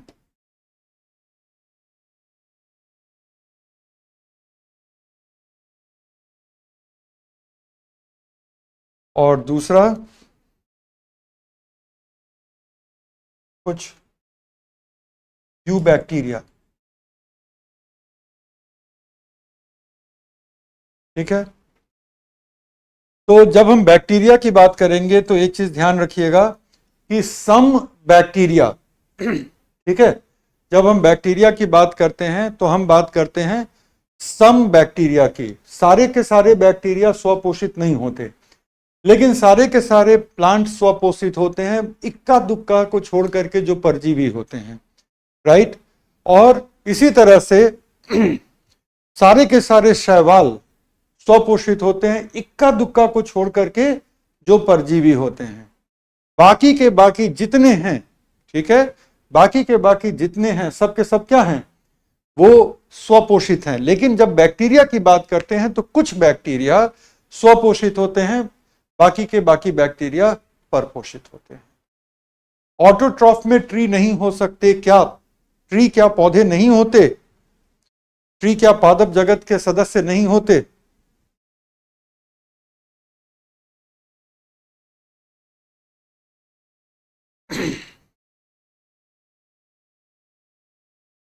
किसी ने लिख दिया एल्गी, सही नहीं लिखे। मानता हूं स्पेलिंग में कभी कभी पढ़ाते पढ़ाते कुछ स्लिप हो जाता है, लेकिन एल्गी की पूरी दुनिया में, इंग्लैंड से लेकर के अमेरिका से लेकर के भारत, श्रीलंका, मालदीव में यही स्पेलिंग चलती है। ठीक है,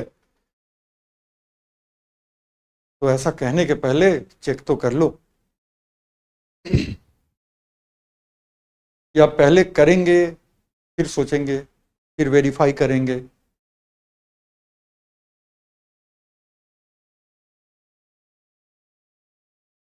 नहीं, आजकल के जनरेशन में ये भी बड़ी दिलचस्प बात है कि हम लोग पहले कर लेते हैं फिर सोचते हैं।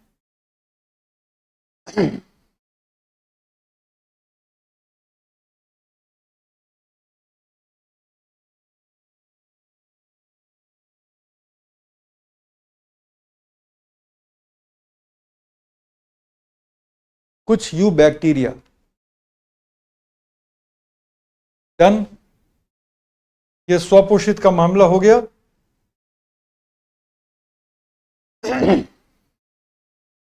अब हम आते हैं दो तरह के,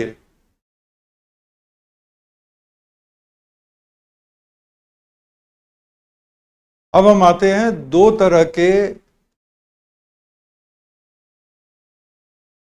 स्वपोषित लोगों पर। ठीक है, कुछ लोग लिख रहे हैं कि सर कुछ लोग बाबा लोग हैं, यहां पे बाबा हैं, लेकिन जिन कारणों से बाबा बने हैं उन कारणों से जब तक अपने आप को मुक्त नहीं करेंगे, सिविल सर्विस की परीक्षा जो है वो मानेगी नहीं।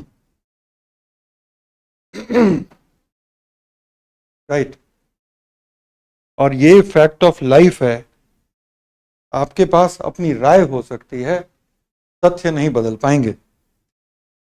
हर किसी को अपनी राय रखने की आजादी है, लेकिन अपने अपने तथ्यों को रखने की आजादी नहीं है। तथ्य तो एक ही होता है इस दुनिया में। डन। बाकी लोग ध्यान दें और बाबा लोग गलती ढूंढे।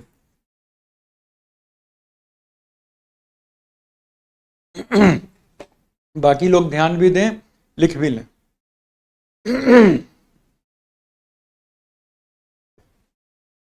चलो,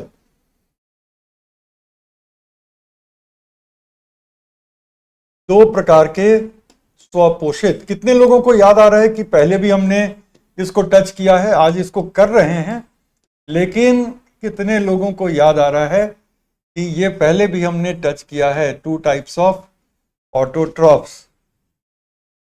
मैं जब भी पढ़ाता हूं तो बहुत चीजों को इंटरलिंक करके पढ़ाता हूं, सो दैट कि एक चीज कम से कम 2 बार आपकी निगाहों के सामने से गुजर जाए। तो सबसे पहला होता है जिसको हम कहते हैं प्रकाश संश्लेषी,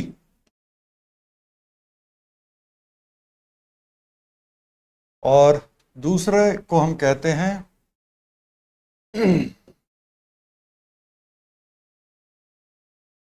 रासायनिक संश्लेषी। इंग्लिश के भी कुछ शब्द हैं, केमो ऑटोट्रॉफ्स। और अगर आपको याद हो तो इसी को हमने केमोलिथोट्रॉफ भी कहा था। आज बात हो जाए कि लिथोट्रॉफ का मतलब क्या होता है, और इसको हम क्या कहते हैं। इसको हम कहते हैं फोटो ऑटोट्रॉफ्स। और एक और शब्द है, आज नया कुछ सीख रहे हैं, जिसको हम कहते हैं फोटो लिथोट्रॉफ्स। ओके, दोनों में ये शब्द आ गया, लिथो। लिथो बेसिक ज्योग्राफी में, ठीक है, बेसिक ज्योग्राफी, यही सोच रहे हैं फिर से क्यों पढ़ा रहे हैं इसको। गुड कि तुम्हें याद है। बेसिक ज्योग्राफी में लिथो कहीं ना कहीं इसका जिक्र आया होगा। लिथो का मतलब क्या होता है? लिथो का मतलब होता है चट्टान, पत्थर, दैट इज लिथो। तो जब हम कहते हैं लिथोट्रॉफ, तो लिथोट्रॉफ का मतलब क्या होता है? लिथोट्रॉफ का मतलब होता है कि आप चट्टान खा के, पत्थर खा के जिंदा। अब ऐसे कोई कैसे जिंदा रहेगा चट्टान खा के, पत्थर खा के? ऐसे तो कोई जिंदा नहीं रह सकता। तो लिथोट्रॉफ का मतलब यह होता है कि आप अकार्बनिक चीजों से भी अपना काम कर लेते हैं। बाकी जितने हेट्रोट्रॉफ हैं उनको कार्बनिक स्रोत चाहिए, लेकिन जो हमारे लिथोट्रॉफ हैं वो अकार्बनिक स्रोतों से अपना काम पूरा कर लेते हैं। पौधे की बात कर लो, तो पौधे की बात कर लें तो वो क्या लेते हैं? कार्बन डाइऑक्साइड लेते हैं, वाटर लेते हैं, सनलाइट लेते हैं। कोई भी कार्बनिक रसायन आया, अगर किसी को कोई कंफ्यूजन है, कार्बन डाइऑक्साइड तो आया, तो याद रहे कि किसी रसायन को कार्बनिक रसायन कहने के लिए कार्बन हाइड्रोजन का बॉन्ड होना अनिवार्य है। इसलिए एलिमेंटल कार्बन जो कि ग्रेफाइट के फॉर्म में या डायमंड के फॉर्म में होता है, वो कार्बनिक रसायन नहीं होता। कार्बन डाइऑक्साइड कार्बनिक रसायन नहीं होता। और इसी तरह से जब हम इसकी बात करते हैं कार्बन मोनोऑक्साइड की, तो वो भी कार्बनिक रसायन नहीं होता। तो कार्बन मोनोऑक्साइड, कार्बन डाइऑक्साइड और एलिमेंटल कार्बन, तात्विक कार्बन, ये तीनों ही कार्बनिक रसायन नहीं होते। उसके लिए कार्बन हाइड्रोजन का बॉन्ड होना अनिवार्य है। तो जब हम फोटोसिंथेटिक ऑर्गेनिज्म की बात करते हैं, तो फोटोसिंथेटिक ऑर्गेनिज्म क्या कर रहे हैं? फोटोसिंथेटिक ऑर्गेनिज्म एटमॉस्फेयर से कार्बन डाइऑक्साइड लेते हैं, और एटमॉस्फेयर से कार्बन डाइऑक्साइड लेने के बाद वो क्या कर रहे हैं? उसको फोटोसिंथेसाइज करके कार्बन में बदल रहे हैं। तो वो लिथोट्रॉफ हो गए। जो कार्बन डाइऑक्साइड है वो अकार्बनिक है, और अगर आप अकार्बनिक पर निर्भर रह करके अपना काम कर लेते हैं तो आप लिथोट्रॉफ हैं। तो जब भी कोई लिथोट्रॉफ कहलाता है ना, लिथोट्रॉफी की जब बात हो जाती है तो इसका मतलब है अकार्बनिक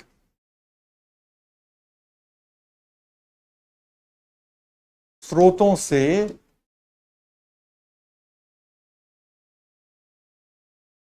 बायोमास बनाने की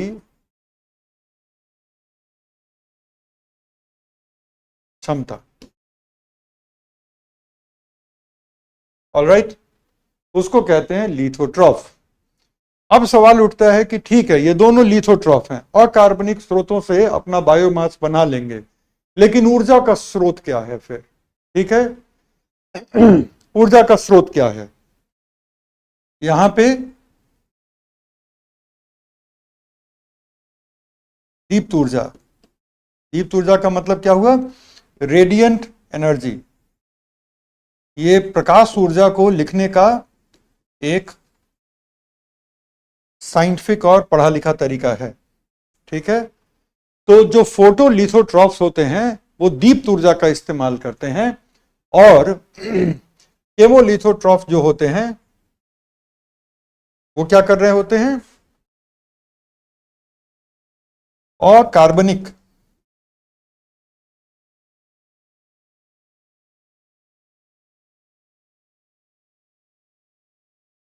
रासायनिक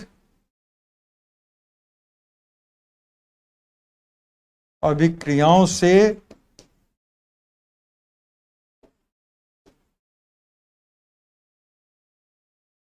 मुक्त ऊर्जा। The energy released from chemical reactions involving inorganic compounds. मिसाल के तौर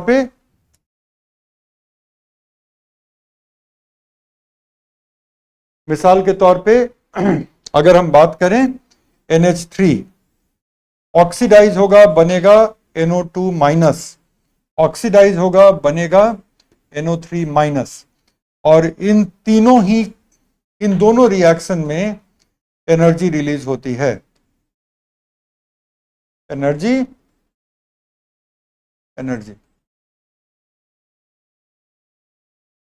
करेक्ट।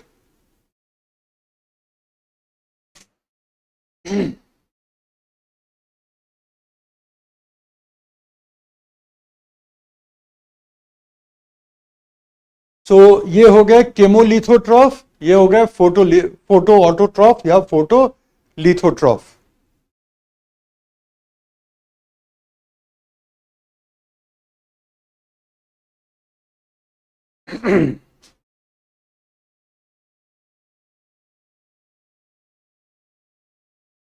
अंडरस्टूड?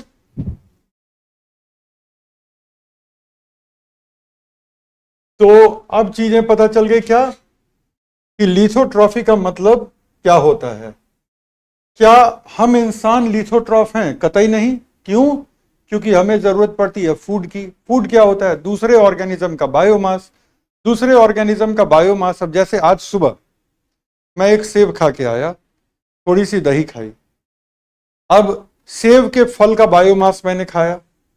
दही क्या थी? गाय से प्राप्त की गई दूध की दही थी, राइट? तो कहीं तो बायोमास ही खाया ना। Are you understanding this point? So point is कि जब आप किसी और के बायोमास पर आश्रित हैं तो इन दैट केस आप लिथोट्रॉफ नहीं हैं, आप क्या हैं? ऑर्गेनोट्रॉफ हैं। और ऑर्गेनोट्रॉफ भी किस डिजाइन के ऑर्गेनोट्रॉफ? केमो ऑर्गेनोट्रॉफ। आपको कहां से सोर्स मिल रही है? आपको सोर्स मिल रही है ऑर्गेनिक कंपाउंड से, और उन ऑर्गेनिक कंपाउंड को आपके शरीर में चल रही रासायनिक जो प्रक्रियाएं हैं, उन रासायनिक प्रक्रियाओं के जरिए उनको ब्रेक किया जाता है। तो जितने दुनिया के हेट्रोट्रॉफ हैं, आप, हम, शेर, चीता, भालू, सारे लोग, हम सब लोग क्या हैं? हम लोग हैं केमो ऑर्गेनोट्रॉफ। हमारा स्रोत है ऑर्गेनिक मॉलिक्यूल, और हम उसको ब्रेक करते हैं केमिकल प्रोसेसेस के जरिए। ठीक है, तो आज एक बात और हमारे और आपके बीच स्पष्ट हो जाए कि हेट्रोट्रॉफ जो होते हैं को हम केमो ऑर्गेनोट्रॉफ भी कहते हैं। केमो का मतलब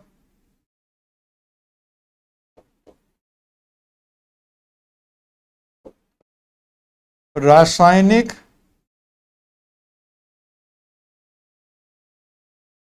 अभिक्रिया से मुक्त ऊर्जा पर आधारित।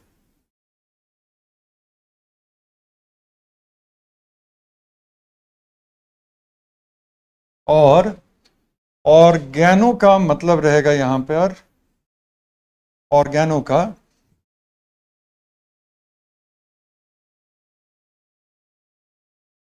ऑर्गेनो का मतलब होगा यहां पर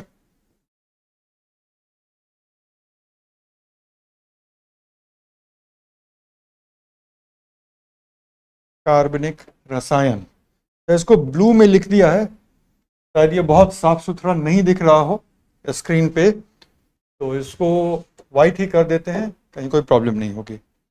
डन। तो जितने हेट्रोट्रॉफ हैं वो सब के सब क्या हैं? केमो ऑर्गेनोट्रॉफ हैं, रासायनिक अभिक्रियाओं से मुक्त ऊर्जा पर आधारित। अब सवाल उठता है कि वो कौन सी रासायनिक अभिक्रिया है जो हमारे आपके बॉडी में चलती है जिससे कि ऊर्जा मुक्त होती है।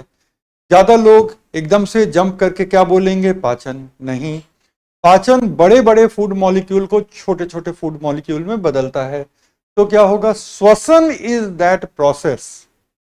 श्वसन वो प्रक्रिया है जिससे कि भोजन के माध्यम से आए कार्बनिक रसायन को ब्रेक किया जाता है और उसकी ऊर्जा को विमुक्त किया जाता है। Please right it down. इसके नीचे आप लिखेंगे श्वसन वह रासायनिक अभिक्रिया है, श्वसन वह रासायनिक अभिक्रिया है जो सभी कोशिकाओं में संचालित होती है, जो सभी कोशिकाओं में संचालित होती है और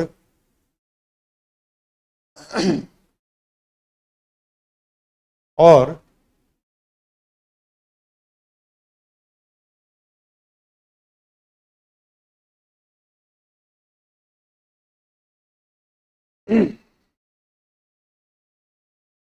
और इसका मुख्य काम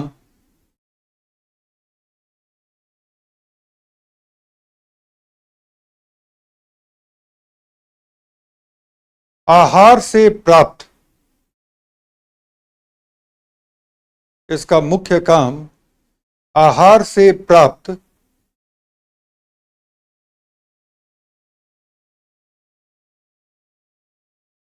कार्बनिक रसायनों से ऊर्जा को विमुक्त करना होता है।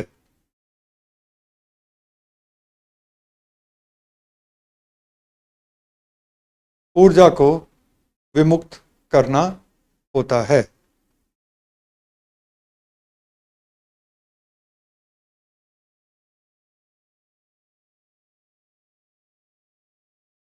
Done.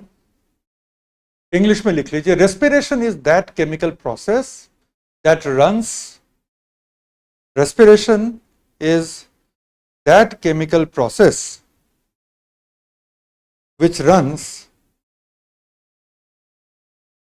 in almost all the cells of the body, in almost all the cells of the body,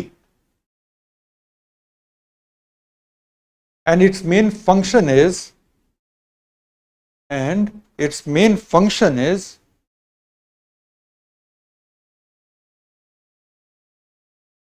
to liberate the energy from the food substances,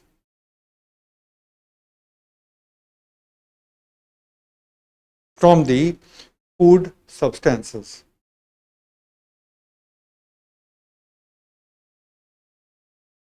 understood? चलिए, तो हमने स्वपोषियों की थोड़ी सी कैटेगराइजेशन कर ली। तो अगले स्लाइड पे जो आने वाला है उसको एक बार लिख लेते हैं कि ये हमारे 7 मेजर, ठीक है, ये हमारे 7 मेजर एबायोटिक कंपोनेंट होते हैं। क्या क्या? सबसे पहला, अब बायोटिक तो कर लिया हमने, ठीक है, बायोटिक हमने लिख लिया। अब एबायोटिक को लिखने का टाइम आया। तो सबसे पहला एबायोटिक कंपोनेंट क्या होगा? पहला होगा लाइट, दूसरा होगा तापमान, तीसरा होगा वाटर या मॉइस्चर, चौथा होगा वायुमंडलीय गैसें, पांचवा होगा पवन, छठा होगा मिट्टी के फैक्टर, एडाफिक फैक्टर कहते हैं, और सातवां होगा भूमि के सतह की प्रकृति। इन अदर वर्ड्स, वो पथरीला है या वहां पे मिट्टी है या वो रेगिस्तान है, उसकी स्लोप क्या है, वगैरह वगैरह। तो भूमि के सतह की प्रकृति।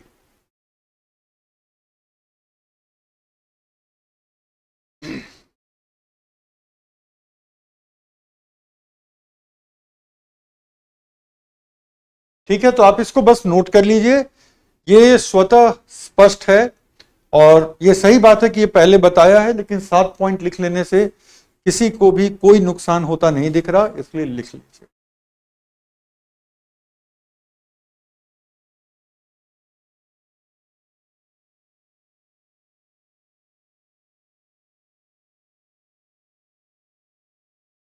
हो गया? अब हम लोग आ गए ऑटोट्रॉफ पे। सच्चाई यह है कि ऑटोट्रॉफ के बारे में अब हमें कुछ भी और लिखने की जरूरत नहीं है। ये जाहिर है, ये शेयर हो रहा है आप लोगों के साथ, लेकिन हम ये भी बताना चाहेंगे कि इस वाले स्लाइड को लिखने की जरूरत नहीं है, क्योंकि अभी हमने एक बहुत अच्छा ऑटोट्रॉफ का चार्ट बनाया है। ठीक है, ऑटोट्रॉफ का चार्ट बनाया है, तो अब कोई जरूरत नहीं है। लेकिन इसको जरा देख लो, ऑटोट्रॉफ एक ऐसा जीव है जो कार्बन स्रोत के रूप में कार्बन डाइऑक्साइड से कार्बनिक यौगिकों का उत्पादन करता है। Autotroph is such an organism that produces organic compounds from carbon dioxide as a carbon source.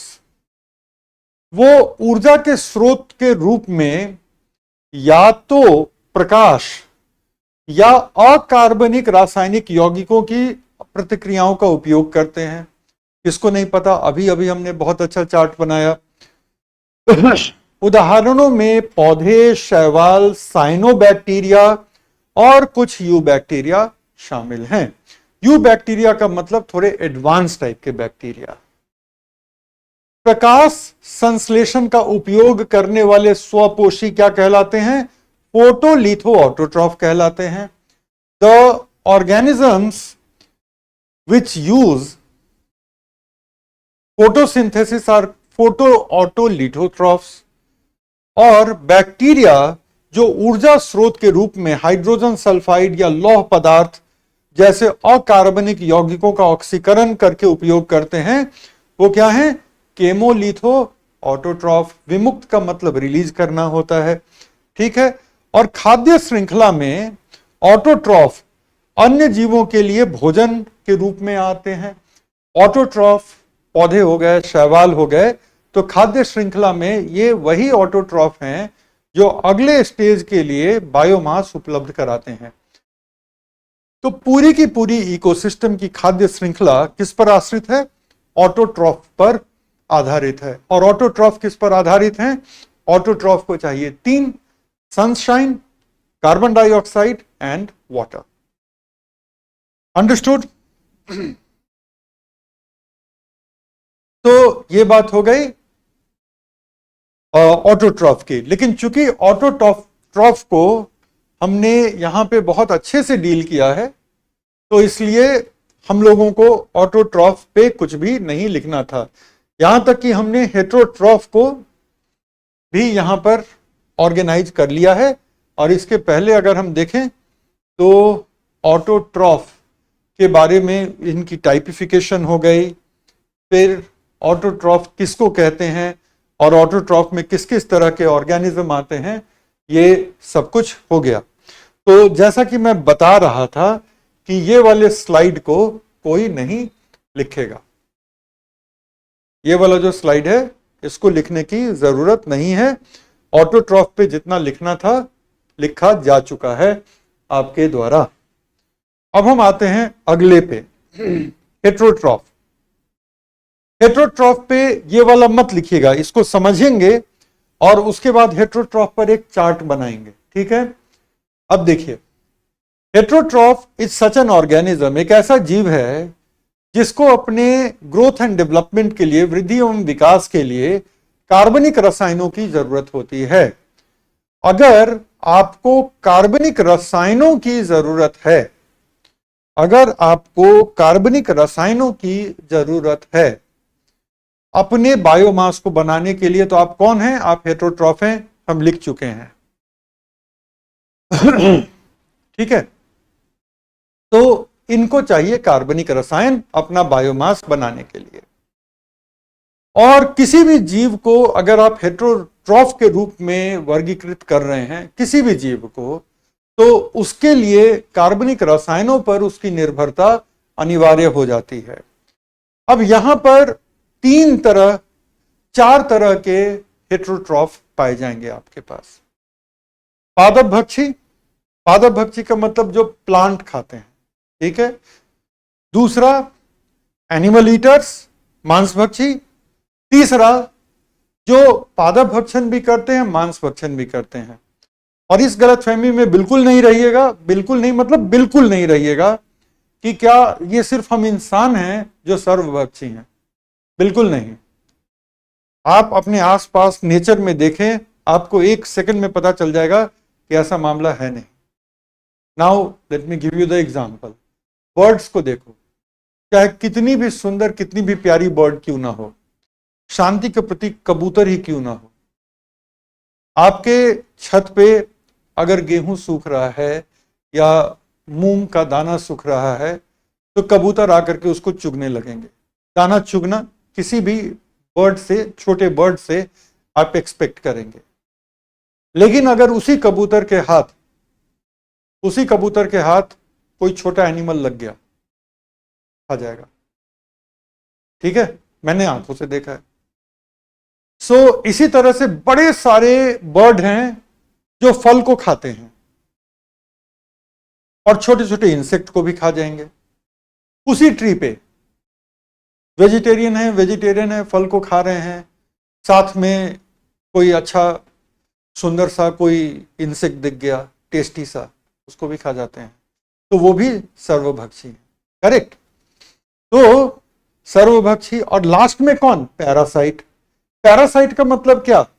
जो लंबे समय तक अपने होस्ट के साथ कांटेक्ट में रहे, ठीक है, जो लंबे समय तक अपने होस्ट के साथ कांटेक्ट में रहे और वहां से धीरे धीरे न्यूट्रिएंट का, पोषक पदार्थों का अवशोषण करता रहे, दोहन करता रहे, उसको हम क्या कहेंगे? उसको हम कहेंगे पैरासाइट। जैसे कि हम लोग कहते हैं ना कि इस बच्चे के पेट में कीड़ा हो गया है, तो डॉक्टर वर्म की दवा लिखते हैं, स्कूलों में डी वर्मिंग की मेडिसिन दी जाती है फ्री ऑफ कॉस्ट। तो ये सारी चीजें होती हैं। सो वो कीड़ा क्या है? वो वर्म है, कृमि है, और वो लंबे वक्त तक बच्चे के डाइजेस्टिव सिस्टम में रहेगा और थोड़ा थोड़ा वहां से ब्लड भी लेता है। ऐसा नहीं है कि सिर्फ खाना ही खाता है, और खाना भी चुराता है, राइट। अच्छा, कुछ लोग टेस्टी इंसेक्ट पे हंस रहे हैं। अरे बर्ड की निगाहों से देखो ना, तुम अपनी निगाहों से क्यों देख रहे हो? बर्ड की निगाहों से देखो, तब आपको समझ में आएगा कि बर्ड को टेस्टी इंसेक्ट दिखेंगे, ठीक है। क्या गिलहरी भी सर्वभक्षी है? बड़ी वाली गिलहरियां सर्वभक्षी होती हैं, लेकिन गिलहरी का जो फर्स्ट फूड है वो है सीड, ठीक है। गिलहरियों का जो फर्स्ट फूड है वो है सीड और कुछ तरह के फल भी। कुछ लोग कह रहे हैं कि मैं बर्ड को खाना भी खिलाती हूँ, पानी भी पिलाती हूँ, और आपका खाना खा करके वो बाहर जाएगा, कोई उसको टेस्टी इंसेक्ट दिख जाएगा, वो भी खा लेगा और आपके सामने आकर के वो ऐसा बिहेव करेगा कि वो वेजिटेरियन बर्ड है, राइट। तो ऐसा भी होता है, राइट। अब चलो वापस आते हैं। सो इसका हम लोग एक फ्लो चार्ट बनाएंगे।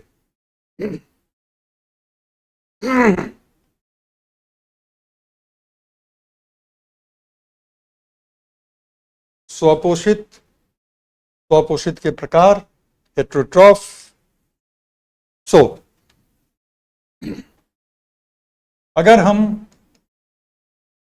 हेट्रोट्रॉफ की बात करें तो सबसे पहला दूसरे जीवों के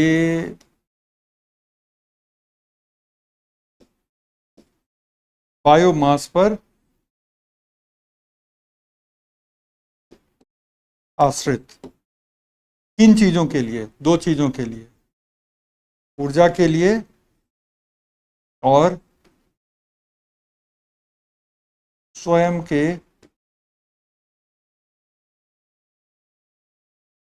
बायोमास निर्माण के लिए।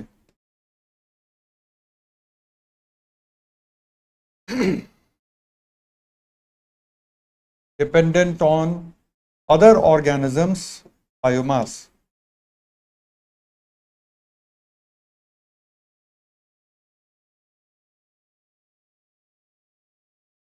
For what?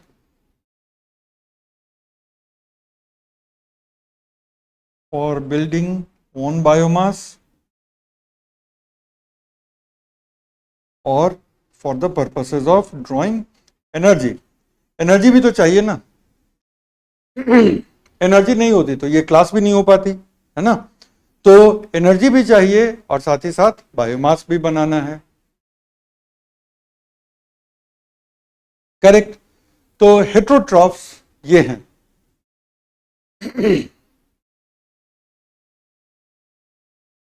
आपस में बात मत करिए।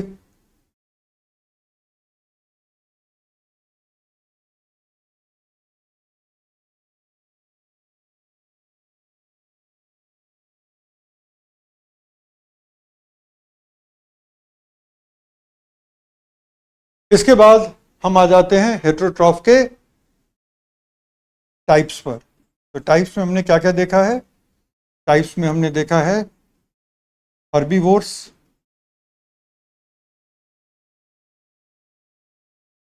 पादभक्षी,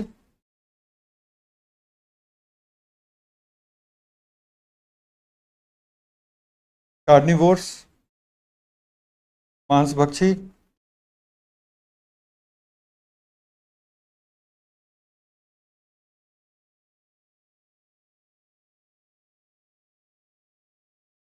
तीसरा ओमनिवोर्स सर्वभक्षी, और चौथा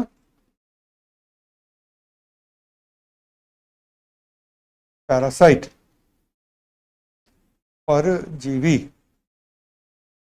अच्छा,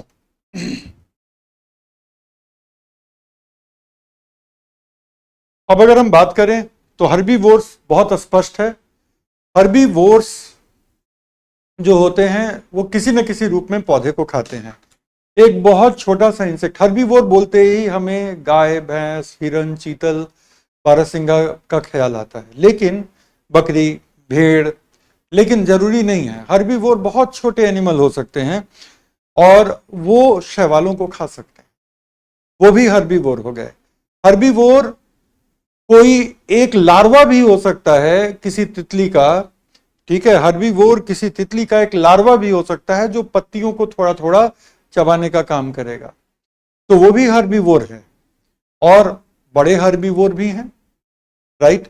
तो ये सारे के सारे क्या हैं? हर्बीवोर हैं। हम और आप भी हर्बीवोर हैं। ये अलग बात है कि हम, जरूरी नहीं है कि हम गाय भैंस की तरह रॉ खाते हैं, हम मार्केट से खरीद के खाएंगे। हम में से जो लोग फार्मिंग बैकग्राउंड के, वो खुद का उगा के खाएंगे, कुक करके खाएंगे, लेकिन हर्बीवोर तो हम लोग भी हैं, हम सारे लोग हर्बीवोर हैं, राइट। उसके बाद कार्निवोर, वो एनिमल जो दूसरे एनिमल को खाते हैं, कार्निवोर, सिंपल। सर्वभक्षी जो दोनों ही खाते हैं, दोनों में किसी का प्रेफरेंस ज्यादा होता है, किसी का प्रेफरेंस कम होता है। अब जैसे बात चल रही थी अभी थोड़ी देर पहले पैरट्स की, तोते की, तो मैं चाहता था कि वो एग्जाम्पल दूं। जब फॉरेस्ट में फ्रूट्स होते हैं तो तोते मोस्टली फ्रूट्स पे डिपेंड करते हैं, फ्रूट्स पे, ठीक है। जब फॉरेस्ट में फ्रूट्स होते हैं तो तोते मोस्टली फ्रूट पे डिपेंड करते हैं। लेकिन एट द सेम टाइम आप ये उम्मीद करें कि वो पूरे साल फ्रूट खा के रहें, तो फिर ऐसा भी सीजन आता है जो तोते के पसंद के फ्रूट हैं उसको वो नहीं मिलता, तब वो क्या खाएगा? छोटे छोटे एनिमल को खाता है। तो जस्ट बिकॉज कि हम तोते को पालतू बना के रखते हैं, तोते को तमाम अच्छी अच्छी चीजें, कई बार धार्मिक चीजें बोलना सिखा देते हैं, तो ऐसा मतलब नहीं है कि तोता जो है वो मांसाहारी नहीं है। तोता एक पालतू पक्षी है, लेकिन पहले वो पक्षी है, बाद में वो पालतू है, ठीक है। तो पक्षी पहले है, जब वो वाइल्ड में रहेगा तो जब उसको फ्रूट अवेलेबल होगा तो फ्रूट खाएगा, नहीं अवेलेबल होगा, जो अवेलेबल होगा वो खाएगा। जंगल का ये नियम है, जीवः जीवस्य भोजनम, राइट। एक जीव दूसरे जीव का भोजन है। सो अब हम आते हैं परजीवियों पर। परजीवियों की थोड़ी बात हो चुकी है परजीविता के संदर्भ में, लेकिन फिर भी, ठीक है, फिर भी थोड़ी बात हम लोग कर लेते हैं।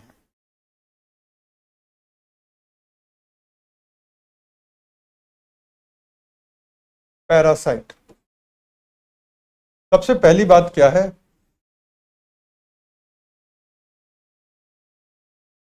किसी अन्य जीव के साथ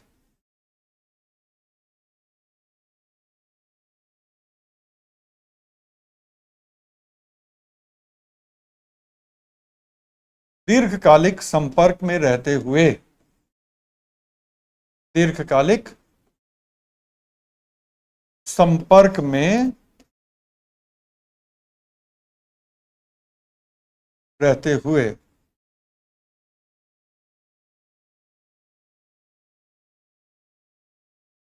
पोषक पदार्थों का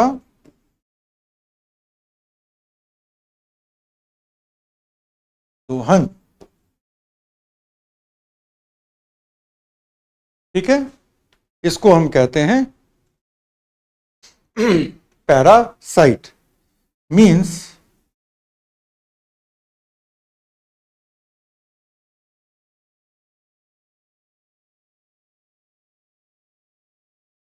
ड्राइंग, अरे ये क्या हुआ? अच्छा सॉरी, ये तो कुछ ज्यादा ही बड़ा ड्राइंग हो गया, इसको हटा देता हूं। Drawing nutrition from some other species by being in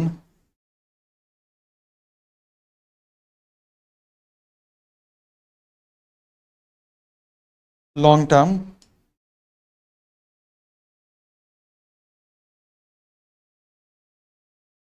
contact, कि किसी के साथ लंबे समय तक संपर्क में रह करके और पोषक पदार्थों का, ठीक है, आप अगर दोहन कर रहे हैं तो उसको हम क्या कहेंगे? उसको हम कहेंगे परजीविता। तो इसमें दो कंपोनेंट होते हैं, इसमें दो कंपोनेंट होते हैं।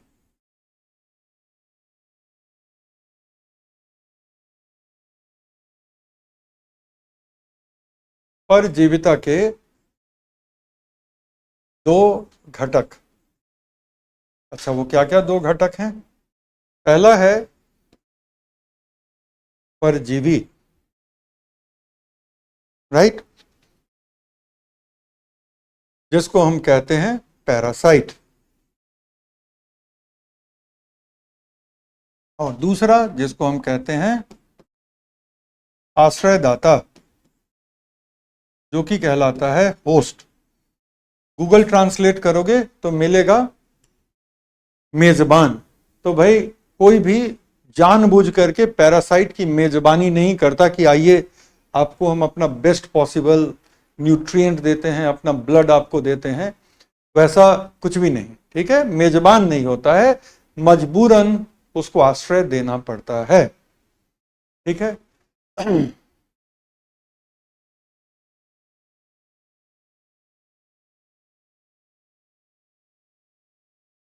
सर प्लीज एक सीरीज से पढ़ाइए, नोट्स बनाने में दिक्कत होती है, लूज पेपर पे बनाओ, कभी दिक्कत नहीं होगी। ठीक है।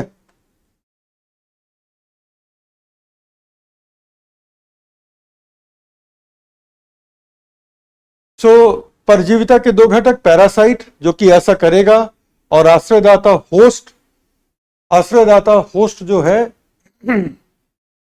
वो बेसिकली एक्सप्लॉइट होगा। लेकिन दो तरह के पैरासाइट होते हैं, ठीक है, लेकिन दो तरह के पैरासाइट होते हैं। अर्जुन सिंह कह रहे हैं सर सब रिपीट क्यों हो रहा है। अर्जुन जल्दी से बता दो तो, दोनों तरह के पैरासाइट क्या क्या होते हैं बाबू, बता दो एक बार। अर्जुन सिंह सर सब रिपीट क्यों हो रहा है, बहुत बेचैनी है। बिल्कुल जल्दी से बता दो बाबू कि दो तरह के पैरासाइट क्या क्या होते हैं। मैं वेट कर रहा हूं, जरा जरा पानी वानी पी लूं। हमारे क्लास में एक से बढ़कर एक भयंकर ज्ञानी लोग हैं जो टीका टिप्पणी करते रहते हैं।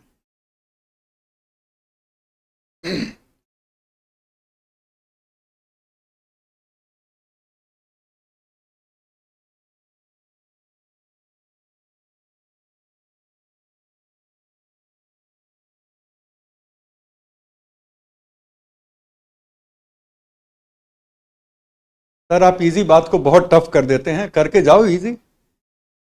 पीटी में 5 सवाल नहीं बनेगा।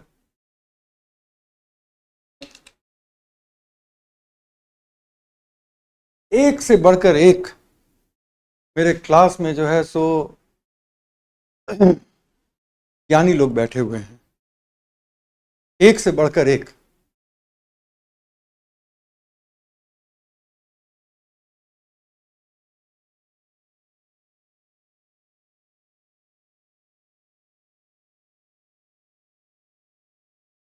मैं सोच रहा हूं कि अब कल से अपनी क्लास में जो है चैट वैट को बंद ही करा दूं। पढ़ाई तो होती नहीं है ना, पढ़ाई तो होती नहीं है, बैठ करके लगे पड़े हैं। और कई ऐसे बच्चे हैं जो लाखों रुपए वाली कोचिंग नहीं अफोर्ड कर सकते, वो भी आते हैं पढ़ने के लिए, आईएएस का सपना लेकर के, है ना, उनको भी डिस्टरबेंस होती है। और हफ्ते में एक दिन 1 घंटे का, राइट, हम लोग क्या कर लेंगे कि डाउट का सेशन रख लेंगे। उसके लिए आप लोग क्वेश्चन भेज दीजिए और मैं क्वेश्चन को एक बार ये करके क्लब करके उसका आंसर दे दूंगा। आज मैं कोऑर्डिनेटर से बात कर लूँगा। तो जितने लोगों को जितनी चीज़ों से परेशानी होती है ना, कम से कम परेशानी और राय अपने पास रखें। चलो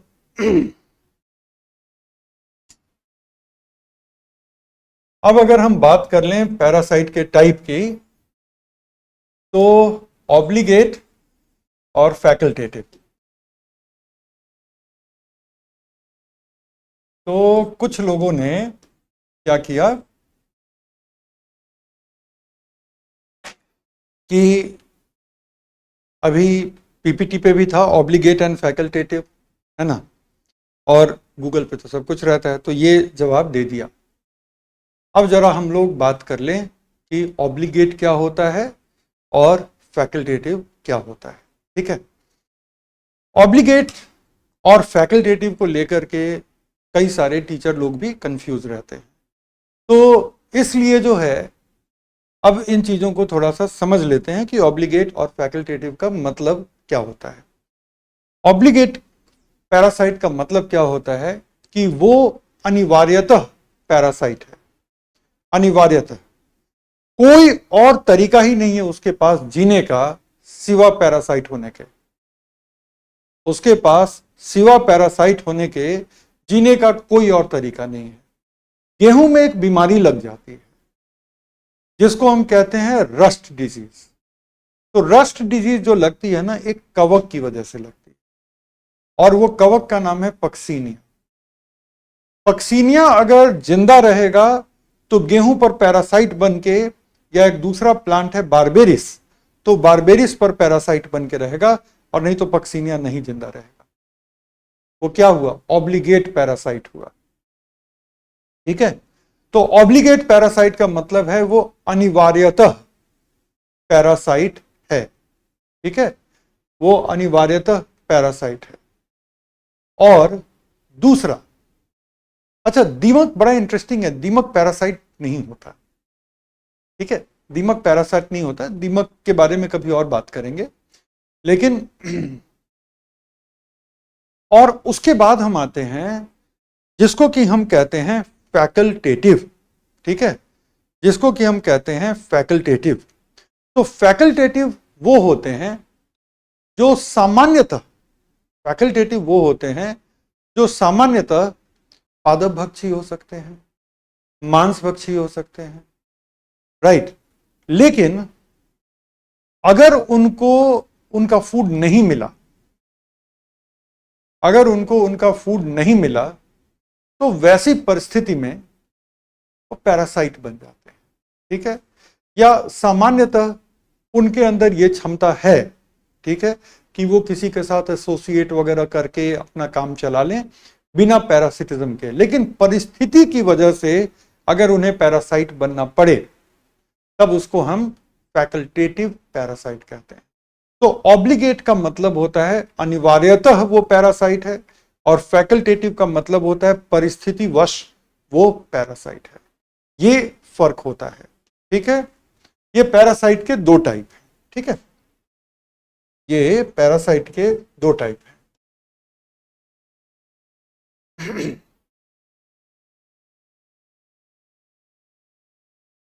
पैरासाइट के दो टाइप।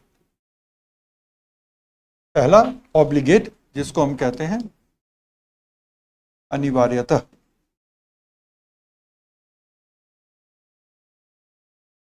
और ये है परिस्थितिवश।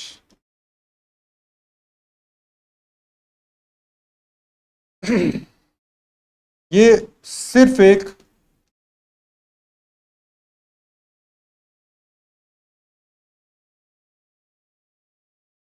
परजीवी के रूप में रहेगा। ठीक है, ये सिर्फ और सिर्फ एक परजीवी के रूप में रहेगा, जबकि ये जो है ये कई बार पादपभक्षी हो सकते हैं, या कई बार मृतभक्षी हो सकते हैं। मृतभक्षी का मतलब क्या? जो डेड एंड वेस्ट मैटर पे सरवाइव करते हैं। ये क्या है? सामान्यता। लेकिन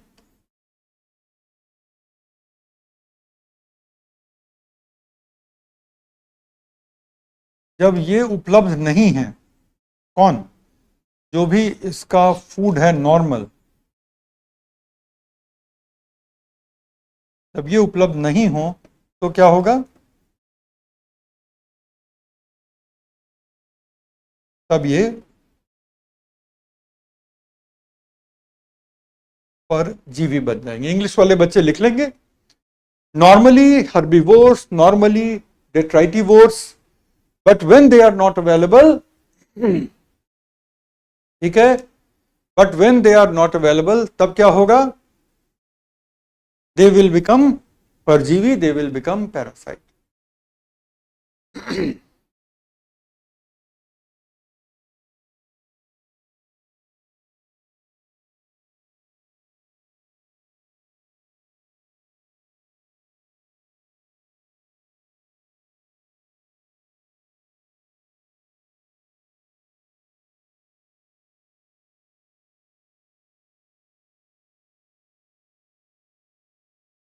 ऑल राइट,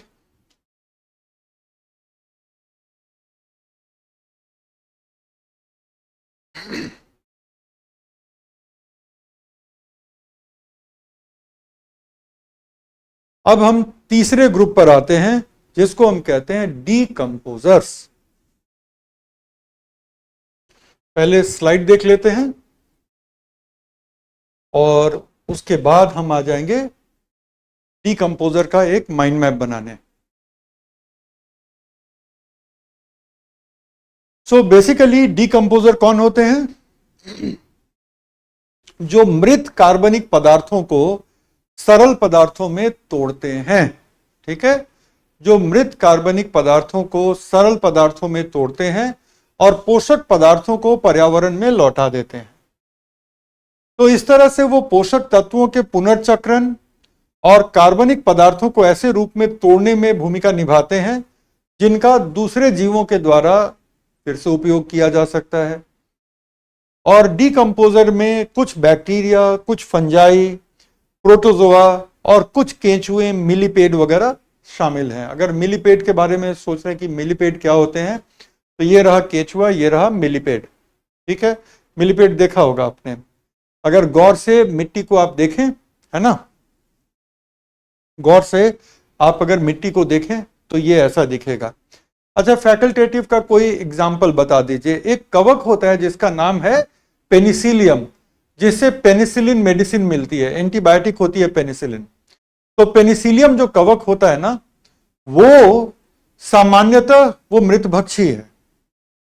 लेकिन अगर उसको उस तरह का मृत पदार्थ नहीं मिला और कुछ पौधे मिल गए या कुछ छोटे एनिमल मिल गए, तो उसको वो इन्फेक्ट कर देगा पेनिसिलियम और परजीवी हो जाएगा। ठीक है, तो ये केंचुआ है और ये मिलीपेड है। तो हम यहां पर क्या सीख रहे हैं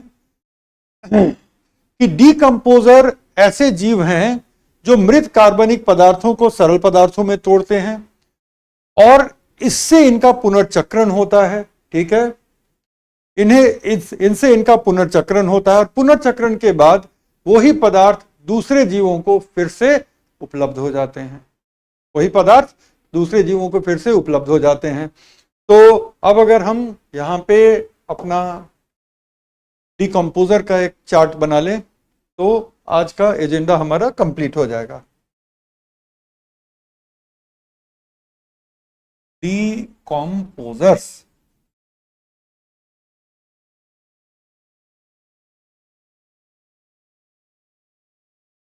अपघटनकारी जीव। ठीक है, ये क्या करते हैं? जटिल जैविक पदार्थों को, जटिल जैविक पदार्थ का मतलब प्रोटीन, दूसरे बायोमास वगैरह। ठीक है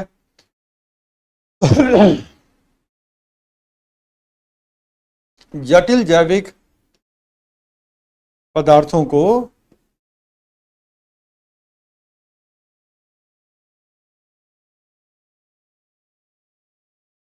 सरल रूप में परिवर्तित करते हैं। Convert complex biological matter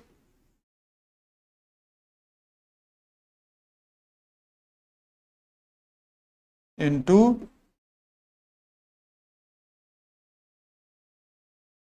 simpler substances.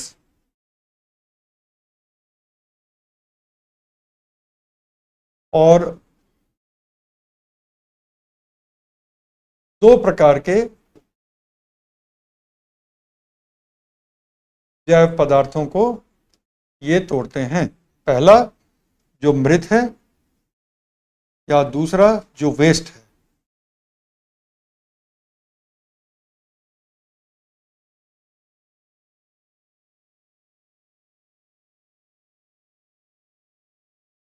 और इसमें मुख्यतः आते हैं कई जीवाणु,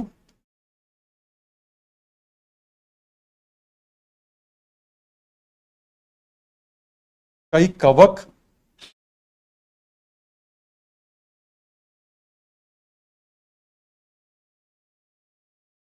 कई छोटे जंतु, लाइक केंचुए,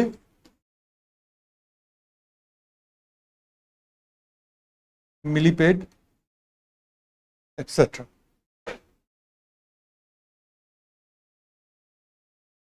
सो ये दोनों तो इंग्लिश में है ही। यहां पे many bacteria, many fungi and many small animals.